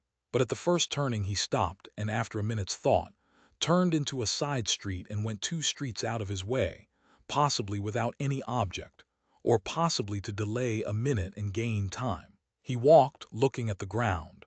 Suddenly someone seemed to whisper in his ear. He lifted his head and saw that he was standing at the very gate of the house. He had not passed it. He had not been near it since that evening. An overwhelming, unaccountable prompting drew him on. He went into the house, passed through the gateway, then into the first entrance on the right, and began mounting the familiar staircase to the 4th story. The narrow, steep staircase was very dark. He stopped at each landing and looked round him with curiosity. On the first landing the framework of the window had been taken out. That wasn't so then, he thought. Here was the flat on the 2nd story where Nikolay and Dmitri had been working. It's shut up and the door newly painted, so it's to let. Then the 3rd story and the 4th. Here, He was perplexed to find the door of the flat wide open. There were men there, he could hear voices. He had not expected that. After brief hesitation, he mounted the last stairs and went into the flat. It, too, was being done up. There were workmen in it. This seemed to amaze him. He somehow fancied that he would find everything as he left it, even perhaps the corpses in the same places on the floor. And now, bare walls, no furniture. It seemed strange. He walked to the window and sat down on the windowsill. There were two workmen, both young fellows, but one much younger than the other. They were papering the walls with a new white paper covered with lilac flowers, instead of the old, dirty, yellow one.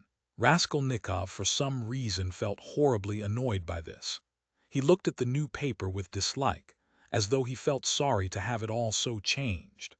The workmen had obviously stayed beyond their time, and now they were hurriedly rolling up their paper and getting ready to go home. They took no notice of Raskolnikov's coming in. They were talking. Raskolnikov folded his arms and listened.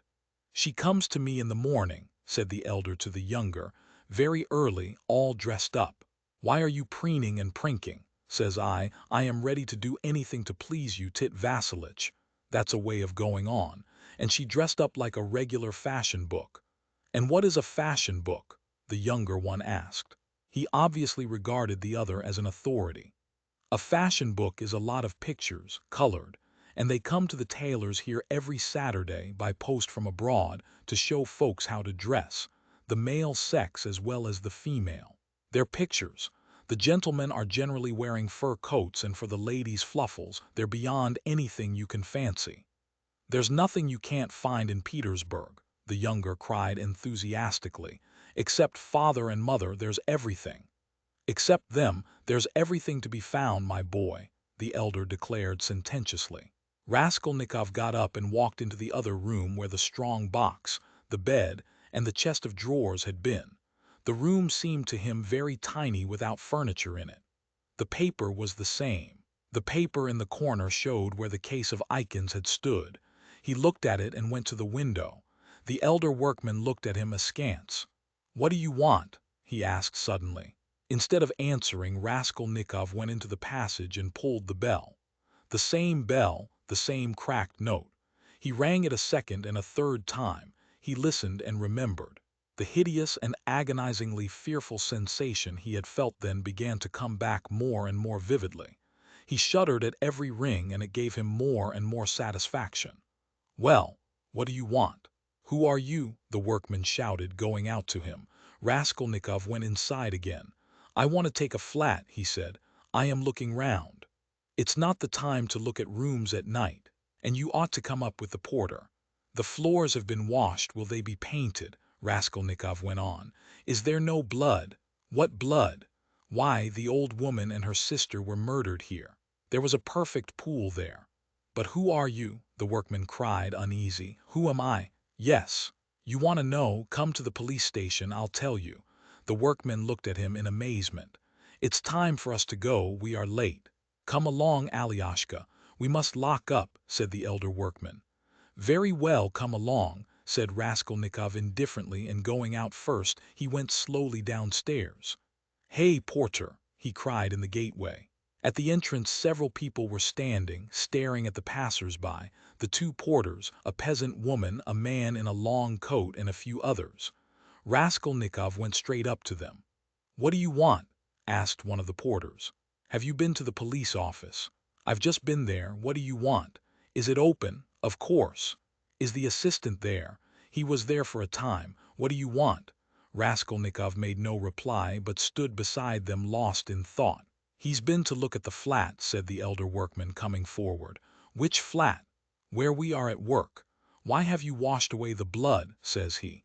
"There has been a murder here," says he, "and I've come to take it." And he began ringing at the bell, all but broke it. "Come to the police station," says he. "I'll tell you everything there." He wouldn't leave us. The porter looked at Raskolnikov, frowning and perplexed. "Who are you?" he shouted as impressively as he could. "I am Rodion Romanovitch Raskolnikov, formerly a student. I live in Shil's house, not far from here, flat number 14. Ask the porter. He knows me." Raskolnikov said all this in a lazy, dreamy voice, not turning round but looking intently into the darkening street. "Why have you been to the flat?" "To look at it." "What is there to look at?" "Take him straight to the police station," the man in the long coat jerked in abruptly. Raskolnikov looked intently at him over his shoulder and said in the same slow, lazy tones, "Come along." "Yes, take him," the man went on more confidently. "Why was he going into that? What's in his mind, eh?" "He's not drunk, but God knows what's the matter with him," muttered the workman. "But what do you want?" the porter shouted again, beginning to get angry in earnest. "Why are you hanging about?" "You funked the police station then," said Raskolnikov jeeringly. "How funk it? Why are you hanging about?" "He's a rogue," shouted the peasant woman. "Why waste time talking to him?" cried the other porter, a huge peasant in a full open coat and with keys on his belt. "Get along! He is a rogue and no mistake. Get along!" And seizing Raskolnikov by the shoulder he flung him into the street. He lurched forward but recovered his footing, looked at the spectators in silence and walked away. "Strange man," observed the workman. "There are strange folks about nowadays," said the woman. "You should have taken him to the police station all the same," said the man in the long coat. "Better have nothing to do with him," decided the big porter. "A regular rogue. Just what he wants, you may be sure, but once take him up you won't get rid of him. We know the sort." "Shall I go there or not?" thought Raskolnikov, standing in the middle of the thoroughfare at the crossroads, and he looked about him, as though expecting from someone a decisive word. But no sound came. All was dead and silent like the stones on which he walked, dead to him alone. All at once at the end of the street, 200 yards away, in the gathering dusk he saw a crowd and heard talk and shouts. In the middle of the crowd stood a carriage. A light gleamed in the middle of the street. "What is it?" Raskolnikov turned to the right and went up to the crowd. He seemed to clutch at everything and smiled coldly when he recognized it, for he had fully made up his mind to go to the police station and knew that it would all soon be over. Chapter 7. An elegant carriage stood in the middle of the road with a pair of spirited gray horses. There was no one in it, and the coachman had got off his box and stood by. The horses were being held by the bridle. A mass of people had gathered round, the police standing in front. One of them held a lighted lantern which he was turning on something lying close to the wheels. Everyone was talking, shouting, exclaiming. The coachman seemed at a loss and kept repeating, "What a misfortune! Good Lord, what a misfortune!" Raskolnikov pushed his way in as far as he could, and succeeded at last in seeing the object of the commotion and interest. On the ground a man who had been run over lay apparently unconscious and covered with blood. He was very badly dressed, but not like a workman. Blood was flowing from his head and face. His face was crushed, mutilated and disfigured. He was evidently badly injured. "Merciful heaven!" wailed the coachman. "What more could I do? If I'd been driving fast or had not shouted to him, but I was going quietly, not in a hurry. Everyone could see I was going along just like everybody else. A drunken man can't walk straight, we all know. I saw him crossing the street, staggering and almost falling. I shouted again and a second and a third time, then I held the horses in, but he fell straight under their feet. Either he did it on purpose or he was very tipsy. The horses are young and ready to take fright. They started, he screamed. That made them worse, that's how it happened." "That's just how it was," a voice in the crowd confirmed. "He shouted, that's true, he shouted 3 times," another voice declared. "3 times it was, we all heard it," shouted a third. But the coachman was not very much distressed and frightened. It was evident that the carriage belonged to a rich and important person who was awaiting it somewhere. The police, of course, were in no little anxiety to avoid upsetting his arrangements. All they had to do was to take the injured man to the police station and the hospital. No one knew his name. Meanwhile Raskolnikov had squeezed in and stooped closer over him. The lantern suddenly lighted up the unfortunate man's face. He recognized him. "I know him! I know him!" he shouted, pushing to the front. "It's a government clerk retired from the service, Marmeladov. He lives close by in Kozel's house. Make haste for a doctor. I will pay, see." He pulled money out of his pocket and showed it to the policeman. He was in violent agitation. The police were glad that they had found out who the man was. Raskolnikov gave his own name and address, and as earnestly as if it had been his father, he besought the police to carry the unconscious Marmeladov to his lodging at once. "Just here 3 houses away," he said eagerly. "The house belongs to Kozel, a rich German. He was going home, no doubt drunk. I know him, he is a drunkard. He has a family there, a wife, children, he has 1 daughter. It will take time to take him to the hospital, and there is sure to be a doctor in the house. I'll pay. At least he will be looked after at home. They will help him at once. But he'll die before you get him to the hospital." He managed to slip something unseen into the policeman's hand, but the thing was straightforward and legitimate, and in any case help was closer here. They raised the injured man. People volunteered to help. Kozel's house was 30 yards away. Raskolnikov walked behind, carefully holding Marmeladov's head and showing the way. This way. We must take him upstairs head foremost. Turn round. I'll make it worth your while," he muttered. Katerina Ivanovna had just begun, as she always did at every free moment, walking to and fro in her little room from window to stove and back again, with her arms folded across her chest, talking to herself and coughing. Of late she had begun to talk more than ever to her eldest girl, Polenka, a child of 10, who, though there was much she did not understand, understood very well that her mother needed her, and so always watched her with her big clever eyes and strove her utmost to appear to understand. This time Polenka was undressing her little brother, who had been unwell all day and was going to bed. The boy was waiting for her to take off his shirt, which had to be washed at night. He was sitting straight and motionless on a chair, with a silent, serious face, with his legs stretched out straight before him, heels together and toes turned out. He was listening to what his mother was saying to his sister, sitting perfectly still with pouting lips and wide-open eyes, just as all good little boys have to sit when they are undressed to go to bed. A little girl, still younger, dressed literally in rags, stood at the screen, waiting for her turn. The door on to the stairs was open to relieve them a little from the clouds of tobacco smoke which floated in from the other rooms and brought on long, terrible fits of coughing in the poor, consumptive woman. Katerina Ivanovna seemed to have grown even thinner during that week, and the hectic flush on her face was brighter than ever. "You wouldn't believe, you can't imagine, Polenka," she said, walking about the room, "what a happy, luxurious life we had in my papa's house, and how this drunkard has brought me, and will bring you all to ruin. Papa was a civil colonel and only a step from being a governor, so that everyone who came to see him said, 'We look upon you, Ivan Mikhailovitch, as our governor.' When she coughed violently.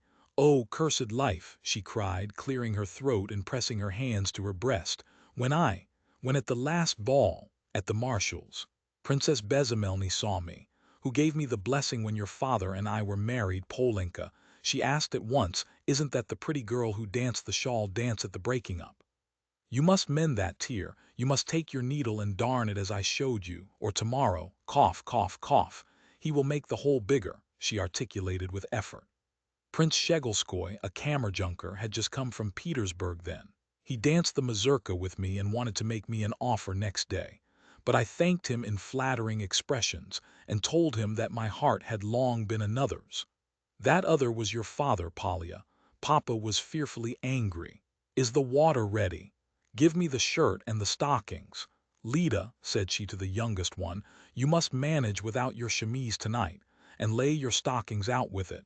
I'll wash them together. How is it that drunken vagabond doesn't come in? He has worn his shirt till it looks like a dishclout. He has torn it to rags. I do it all together so as not to have to work 2 nights running. Oh dear. Cough. Again, what's this?' she cried, noticing a crowd in the passage and the men who were pushing into her room carrying a burden. 'What is it? What are they bringing? Mercy on us! Where are we to put him?' asked the policeman, looking round when Marmeladov, unconscious and covered with blood, had been carried in. 'On the sofa. Put him straight on the sofa with his head this way, Raskolnikov showed him. Run over in the road, drunk, someone shouted in the passage. Katerina Ivanovna stood, turning white and gasping for breath. The children were terrified. Little Lida screamed, rushed to Polenka and clutched at her, trembling all over. Having laid Marmeladov down, Raskolnikov flew to Katerina Ivanovna. "For God's sake be calm, don't be frightened," he said, speaking quickly. "He was crossing the road and was run over by a carriage, don't be frightened. He will come to, I told them bring him here. I've been here already, you remember. He will come to, I'll pay. He's done it this time," Katerina Ivanovna cried despairingly, and she rushed to her husband. Raskolnikov noticed at once that she was not one of those women who swoon easily. She instantly placed under the luckless man's head a pillow, which no one had thought of, and began undressing and examining him. She kept her head, forgetting herself, biting her trembling lips and stifling the screams which were ready to break from her. Raskolnikov meanwhile induced someone to run for a doctor. There was a doctor, it appeared, next door but one. "I've sent for a doctor," he kept assuring Katerina Ivanovna. "Don't be uneasy, I'll pay. Haven't you water? And give me a napkin or a towel, anything, as quick as you can. He is injured but not killed, believe me. We shall see what the doctor says." Katerina Ivanovna ran to the window. There, on a broken chair in the corner, a large earthenware basin full of water had been stood, in readiness for washing her children's and husband's linen that night. This washing was done by Katerina Ivanovna at night at least twice a week, if not oftener, for the family had come to such a pass that they were practically without change of linen, and Katerina Ivanovna could not endure uncleanliness, and, rather than see dirt in the house, she preferred to wear herself out at night, working beyond her strength when the rest were asleep, so as to get the wet linen hung on a line and dry by the morning. She took up the basin of water at Raskolnikov's request, but almost fell down with her burden. But the latter had already succeeded in finding a towel, wetted it, and began washing the blood off Marmeladov's face. Katerina Ivanovna stood by, breathing painfully and pressing her hands to her breast. She was in need of attention herself. Raskolnikov began to realize that he might have made a mistake in having the injured man brought here. The policeman, too, stood in hesitation. "Polenka," cried Katerina Ivanovna, "run to Sonya, make haste. If you don't find her at home, leave word that her father has been run over and that she is to come here at once. When she comes in, run, Polenka. There, put on the shawl. Run your fastest," cried the little boy on the chair suddenly, after which he relapsed into the same dumb rigidity, with round eyes, his heels thrust forward and his toes spread out. Meanwhile the room had become so full of people that you couldn't have dropped a pin. The policemen left, all except one, who remained for a time, trying to drive out the people who came in from the stairs. Almost all Madame Lipovetsel's lodgers had streamed in from the inner rooms of the flat. At first they were squeezed together in the doorway, but afterwards they overflowed into the room. Katerina Ivanovna flew into a fury. "You might let him die in peace, at least," she shouted at the crowd. "Is it a spectacle for you to gape at, with cigarettes? Cough, cough, cough. You might as well keep your hats on. And there is one in his hat. Get away. You should respect the dead, at least." Her cough choked her, but her reproaches were not without result. They evidently stood in some awe of Katerina Ivanovna. The lodgers, one after another, squeezed back into the doorway with that strange inner feeling of satisfaction which may be observed in the presence of a sudden accident, even in those nearest and dearest to the victim, from which no living man is exempt, even in spite of the sincerest sympathy and compassion. Voices outside were heard, however, speaking of the hospital, and saying that they'd no business to make a disturbance here. "No business to die," cried Katerina Ivanovna, and she was rushing to the door to vent her wrath upon them, but in the doorway came face to face with Madame Lipovetsel, who had only just heard of the accident and ran in to restore order. She was a particularly quarrelsome and irresponsible German. "Ah, my God!" she cried, clasping her hands. "Your husband drunken horses have trampled. To the hospital with him." I am the landlady. Amalia Ludwigovna, I beg you to recollect what you are saying, Katerina Ivanovna began haughtily. She always took a haughty tone with the landlady that she might remember her place, and even now could not deny herself this satisfaction. Amalia Ludwigovna, I have you once before told that you to call me Amalia Ludwigovna may not dare. I am Amalia Ivanovna. You are not Amalia Ivanovna, but Amalia Ludwigovna, and as I am not one of your despicable flatterers like Mr. Lebeziatnikov, who's laughing behind the door at this moment, a laugh and a cry of "they are at it again" was in fact audible at the door, so I shall always call you Amalia Ludwigovna, though I fail to understand why you dislike that name. You can see for yourself what has happened to Semyon Zaharovitch. He is dying. I beg you to close that door at once and to admit no one. Let him at least die in peace. Or I warn you the Governor-General himself shall be informed of your conduct tomorrow. The prince knew me as a girl. He remembers Semyon Zaharovitch well and has often been a benefactor to him. Everyone knows that Semyon Zaharovitch had many friends and protectors, whom he abandoned himself from an honorable pride, knowing his unhappy weakness. But now, she pointed to Raskolnikov, a generous young man has come to our assistance, who has wealth and connections, and whom Semyon Zaharovitch has known from a child. You may rest assured, Amalia Ludwigovna. All this was uttered with extreme rapidity, getting quicker and quicker, but a cough suddenly cut short Katerina Ivanovna's eloquence. At that instant, the dying man recovered consciousness and uttered a groan. She ran to him. The injured man opened his eyes and without recognition or understanding gazed at Raskolnikov, who was bending over him. He drew deep, slow, painful breaths. Blood oozed at the corners of his mouth and drops of perspiration came out on his forehead. Not recognizing Raskolnikov, he began looking round uneasily. Katerina Ivanovna looked at him with a sad but stern face, and tears trickled from her eyes. "My God, his whole chest is crushed. How he is bleeding," she said in despair. "We must take off his clothes. Turn a little, Semyon Zaharovitch, if you can," she cried to him. Marmeladov recognized her. "A priest," he articulated huskily. Katerina Ivanovna walked to the window, laid her head against the window frame and exclaimed in despair. "Oh, cursed life! A priest," the dying man said again after a moment's silence. "They've gone for him," Katerina Ivanovna shouted to him. He obeyed her shout and was silent. With sad and timid eyes he looked for her. She returned and stood by his pillow. He seemed a little easier, but not for long. Soon his eyes rested on little Lida, his favorite, who was shaking in the corner, as though she were in a fit, and staring at him with her wondering childish eyes. He signed towards her uneasily. He wanted to say something. "What now?" cried Katerina Ivanovna. "Barefoot, barefoot," he muttered, indicating with frenzied eyes the child's bare feet. "Be silent," Katerina Ivanovna cried irritably. "You know why she is barefooted."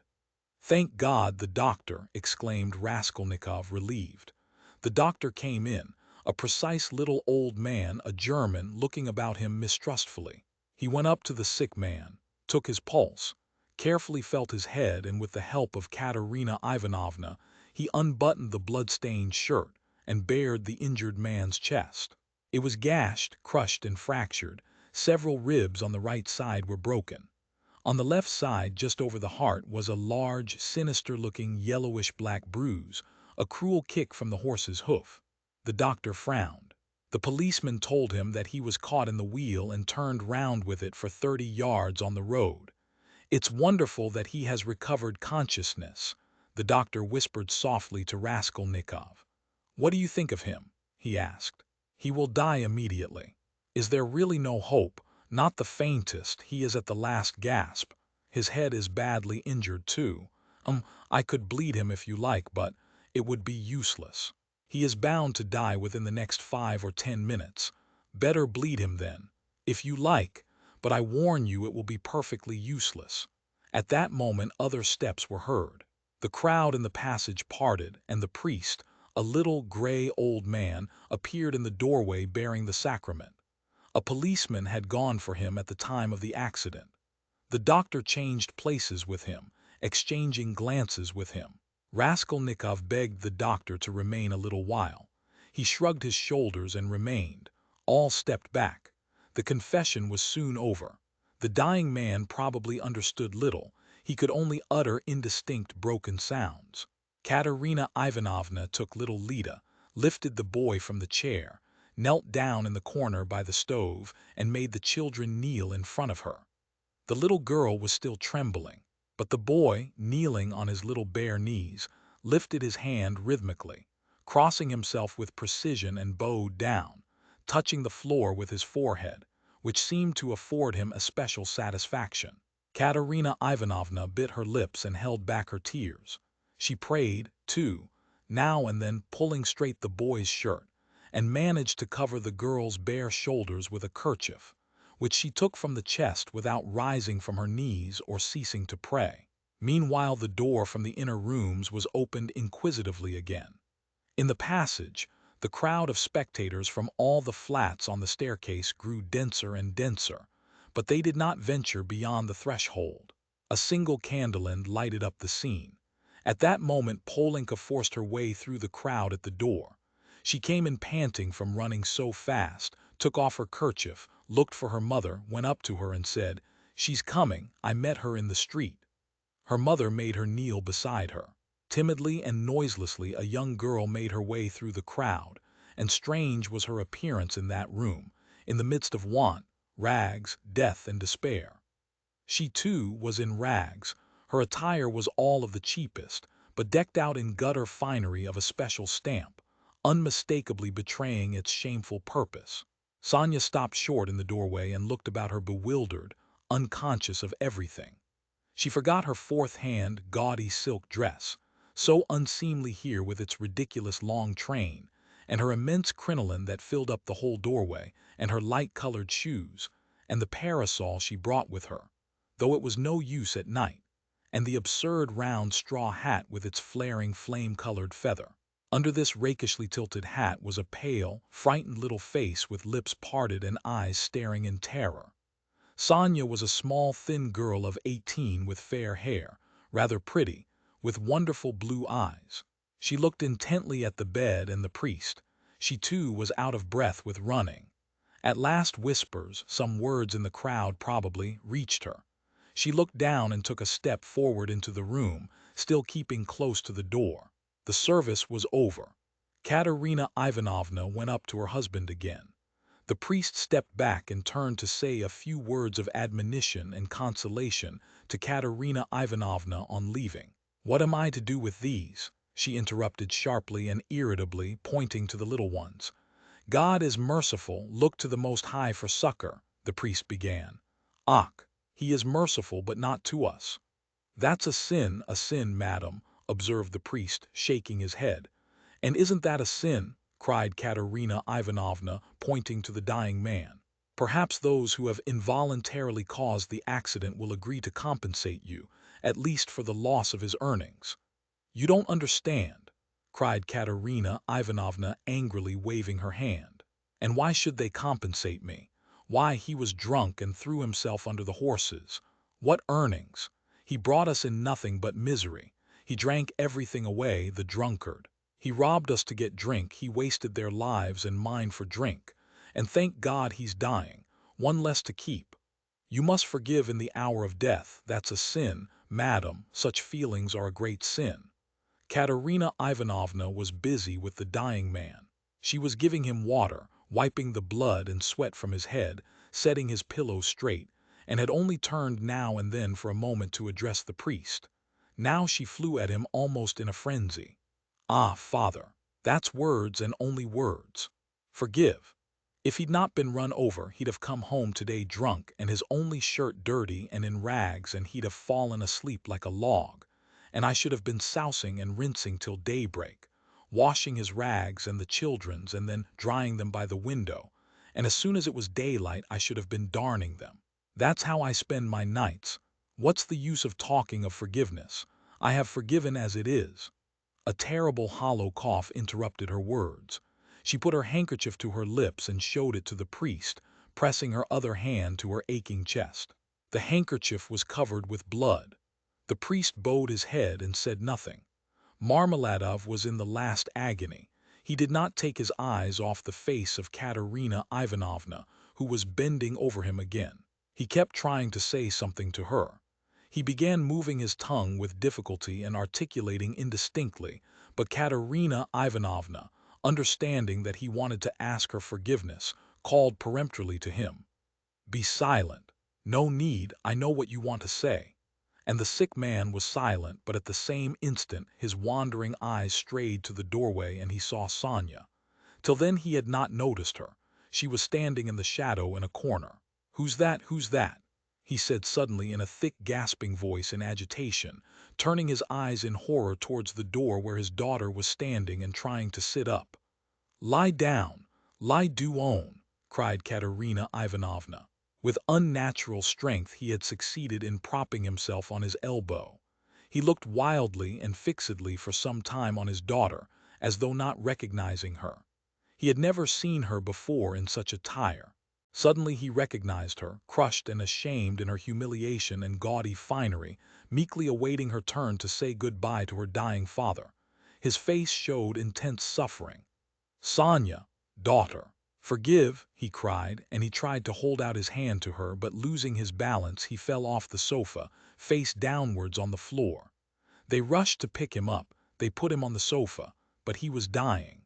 Sonya with a faint cry ran up, embraced him and remained so without moving. He died in her arms. "He's got what he wanted," Katerina Ivanovna cried, seeing her husband's dead body.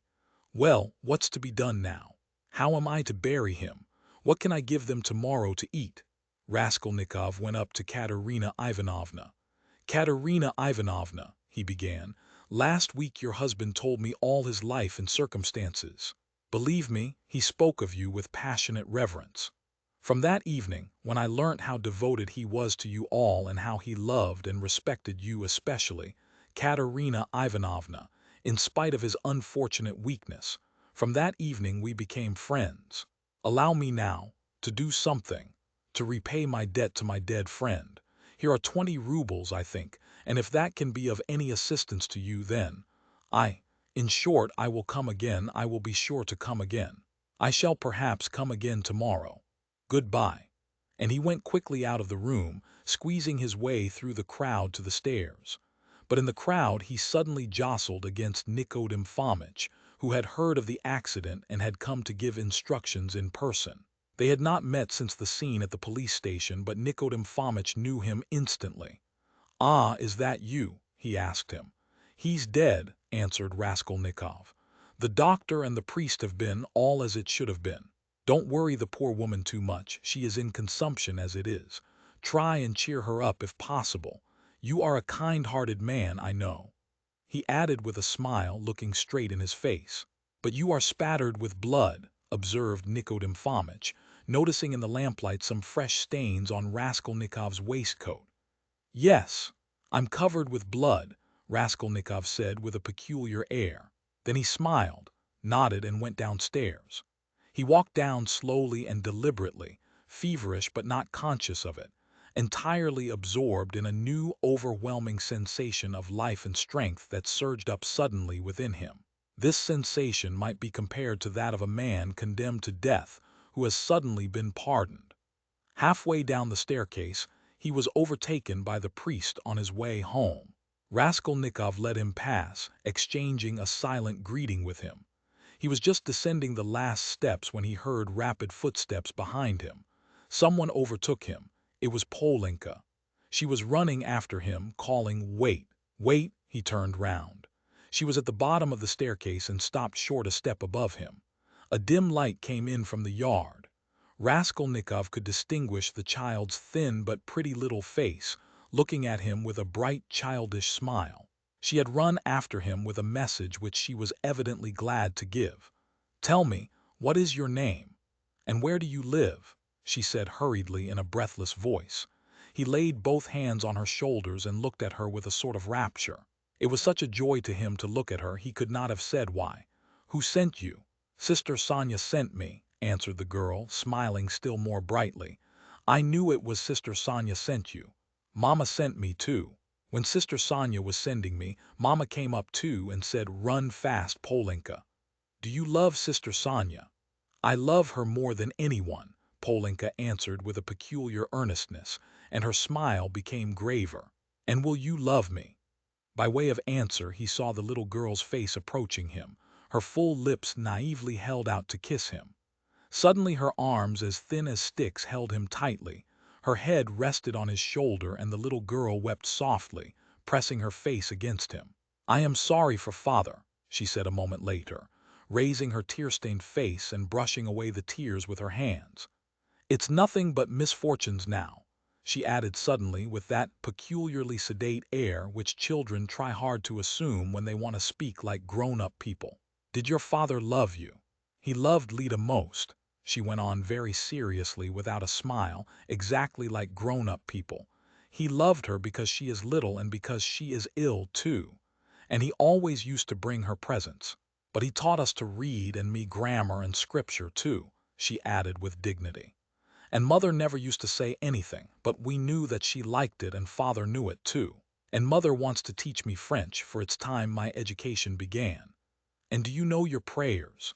"Of course, we do. We knew them long ago. I say my prayers to myself as I am a big girl now, but Kalia and Lita say them aloud with mother. First they repeat the Ave Maria and then another prayer, 'Lord, forgive and bless Sister Sonia,' and then another, 'Lord, forgive and bless our second father.' For our elder father is dead and this is another one, but we do pray for the other as well. Polenka, my name is Rodion. Pray sometimes for me too. And thy servant Rodion, nothing more." "I'll pray for you all the rest of my life," the little girl declared hotly, and suddenly smiling again she rushed at him and hugged him warmly once more. Raskolnikov told her his name and address and promised to be sure to come next day. The child went away quite enchanted with him. It was past 10 when he came out into the street. In 5 minutes he was standing on the bridge at the spot where the woman had jumped in. "Enough," he pronounced resolutely and triumphantly. "I've done with fancies, imaginary terrors and phantoms. Life is real. Haven't I lived just now? My life has not yet died with that old woman. The kingdom of heaven to her, and now enough, madam, leave me in peace. Now for the reign of reason and light, and of will and of strength. And now we will see. We will try our strength," he added defiantly, as though challenging some power of darkness. "And I was ready to consent to live in a square of space. I am very weak at this moment, but I believe my illness is all over. I knew it would be over when I went out. By the way, Pochinkov's house is only a few steps away. I certainly must go to Razumihin even if it were not close by. Let him win his bet. Let us give him some satisfaction too, no matter. Strength, strength is what one wants. You can get nothing without it, and strength must be won by strength. That's what they don't know," he added proudly and self-confidently, and he walked with flagging footsteps from the bridge. Pride and self-confidence grew continually stronger in him. He was becoming a different man every moment. What was it had happened to work this revolution in him? He did not know himself. Like a man catching at a straw, he suddenly felt that he, too, could live, that there was still life for him, that his life had not died with the old woman. Perhaps he was in too great a hurry with his conclusions, but he did not think of that. "But I did ask her to remember thy servant Rodion in her prayers," the idea struck him. "Well, that was, in case of emergency," he added and laughed himself at his boyish sally. He was in the best of spirits. He easily found Razumihin. The new lodger was already known at Pochinkov's, and the porter at once showed him the way. Halfway upstairs, he could hear the noise and animated conversation of a big gathering of people. The door was wide open on the stairs. He could hear exclamations and discussion. Razumihin's room was fairly large. The company consisted of 15 people. Raskolnikov stopped in the entry, where 2 of the landlady's servants were busy behind a screen with 2 samovars, bottles, plates and dishes of pie and savories, brought up from the landlady's kitchen. Raskolnikov sent in for Razumihin. He ran out delighted. At the first glance it was apparent that he had had a great deal to drink, and though no amount of liquor made Razumihin quite drunk, this time he was perceptibly affected by it. "Listen," Raskolnikov hastened to say, "I've only just come to tell you you've won your bet and that no one really knows what may not happen to him. I can't come in. I am so weak that I shall fall down directly. And so good evening and goodbye. Come and see me tomorrow. Do you know what? I'll see you home. If you say you're weak yourself, you must. And your visitors. Who is the curly-headed one who has just peeped out? He. Goodness only knows. Some friend of Uncle's, I expect, or perhaps he has come without being invited. I'll leave Uncle with them. He is an invaluable person. Pity I can't introduce you to him now. But confound them all now. They won't notice me, and I need a little fresh air, for you've come just in the nick of time. Another 2 minutes and I should have come to blows. They are talking such a lot of wild stuff. You simply can't imagine what men will say. Though why shouldn't you imagine? Don't we talk nonsense ourselves, and let them? That's the way to learn not to. Wait a minute, I'll fetch Zosimov." Zosimov pounced upon Raskolnikov almost greedily. He showed a special interest in him. Soon his face brightened. "You must go to bed at once," he pronounced, examining the patient as far as he could, "and take something for the night. Will you take it? I got it ready some time ago. A powder, too, if you like," answered Raskolnikov. The powder was taken at once. "It's a good thing you are taking him home," observed Zosimov to Razumihin. "We shall see how he is tomorrow. Today he's not at all amiss. A considerable change since the afternoon. Live and learn. Do you know what Zosimov whispered to me when we were coming out?" Razumihin blurted out, as soon as they were in the street. "I won't tell you everything, brother, because they are such fools.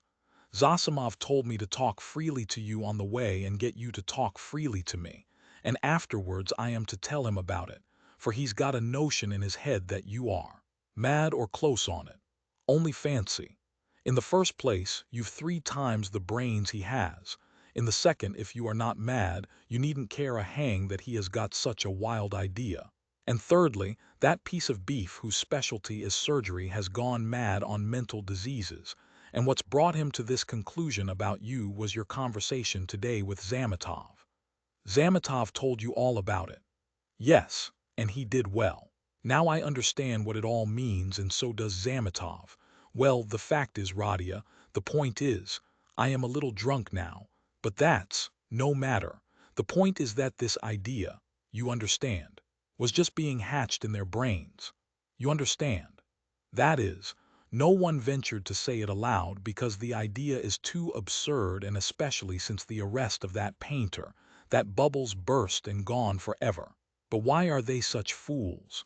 I gave Zametov a bit of a thrashing at the time. That's between ourselves, brother. Please don't let out a hint that you know of it. I've noticed he is a ticklish subject. It was at Luoy's Ivanovna's. But today it's all cleared up. That Ilya Petrovitch is at the bottom of it. He took advantage of your fainting at the police station, but he is ashamed of it himself now. I know that." Raskolnikov listened greedily. Razumihin was drunk enough to talk too freely. "I fainted then because it was so close and the smell of paint," said Raskolnikov. "No need to explain that. And it wasn't the paint only. The fever had been coming on for a month. Zosimov testifies to that. But how crushed that boy is now you wouldn't believe. 'I am not worth his little finger,' he says. Yours, he means. He has good feelings at times, brother. But the lesson you gave him today in the Palais de Cristal, that was too good for anything. You frightened him at first, you know. He nearly went into convulsions. You almost convinced him again of the truth of all that hideous nonsense, and then you suddenly put out your tongue at him. There now, what do you make of it? It was perfect. He is crushed, annihilated now. It was masterly, by Jove, it's what they deserve. Ah, that I wasn't there. He was hoping to see you awfully. Porfiry, too, wants to make your acquaintance. Ah, he too. But why did they put me down as mad? Oh, not mad. I must have said too much, brother. What struck him, you see, was that only that subject seemed to interest you. Now it's clear why it did interest you, knowing all the circumstances, and how that irritated you and worked in with your illness. I am a little drunk, brother, only, confound him, he has some idea of his own. I tell you, he's mad on mental diseases. But don't you mind him." For half a minute both were silent. "Listen, Razumihin," began Raskolnikov. "I want to tell you plainly, I've just been at a deathbed, a clerk who died. I gave them all my money. And besides, I've just been kissed by someone who, if I had killed anyone, would just the same. In fact, I saw someone else there, with a flame-colored feather. But I am talking nonsense. I am very weak, support me. We shall be at the stairs directly." "What's the matter? What's the matter with you?" Razumihin asked anxiously. "I am a little giddy, but that's not the point. I am so sad, like a woman. Look, what's that? Look, what is it? Don't you see? A light in my room, you see, through the crack." They were already at the foot of the last flight of stairs, at the level of the landlady's door, and they could, as a fact, see from below that there was a light in Raskolnikov's garret. "Queer Nastasia, perhaps," observed Razumihin. "She is never in my room at this time, and she must be in bed long ago, but I don't care. Goodbye." "What do you mean?" "I am coming with you, we'll come in together." "I know we are going in together, but I want to shake hands here and say goodbye to you here. So give me your hand, goodbye." "What's the matter with you, Radia?" "Nothing. Come along. You shall be witness." They began mounting the stairs, and the idea struck Razumihin that perhaps Zosimov might be right after all. "Ah, I've upset him with my chatter," he muttered to himself. When they reached the door, they heard voices in the room. "What is it?" cried Razumihin. Raskolnikov was the first to open the door. He flung it wide and stood still in the doorway, dumbfounded. His mother and sister were sitting on his sofa and had been waiting an hour and a half for him. Why had he never expected, never thought of them, though the news that they had started, were on their way and would arrive immediately, had been repeated to him only that day? They had spent that hour and a half plying Nastasia with questions. She was standing before them and had told them everything by now. They were beside themselves with alarm when they heard of his running away today, ill and, as they understood from her story, delirious. Good heavens, what had become of him? Both had been weeping, both had been in anguish for that hour and a half. A cry of joy, of ecstasy, greeted Raskolnikov's entrance. Both rushed to him, but he stood like one dead. A sudden intolerable sensation struck him like a thunderbolt. He did not lift his arms to embrace them, he could not. His mother and sister clasped him in their arms, kissed him, laughed and cried. He took a step, tottered and fell to the ground, fainting. Anxiety, cries of horror, moans. Razumihin, who was standing in the doorway, flew into the room, seized the sick man in his strong arms, and in a moment had him on the sofa. "It's nothing, nothing," he cried to the mother and sister. "It's only a faint, a mere trifle. Only just now the doctor said he was much better, that he is perfectly well. Water. See, he is coming to himself, he is all right again." And seizing Downia by the arm so that he almost dislocated it, he made her bend down to see that he is all right again. The mother and sister looked on him with emotion and gratitude as their providence. They had heard already from Nastasia all that had been done for their Radia during his illness, by this very competent young man, as Pulcheria Alexandrovna Raskolnikov called him that evening in conversation with Downia. Thank you for listening. If you enjoyed this story, don't forget to follow the reading lantern and let its light guide you to your next great tale.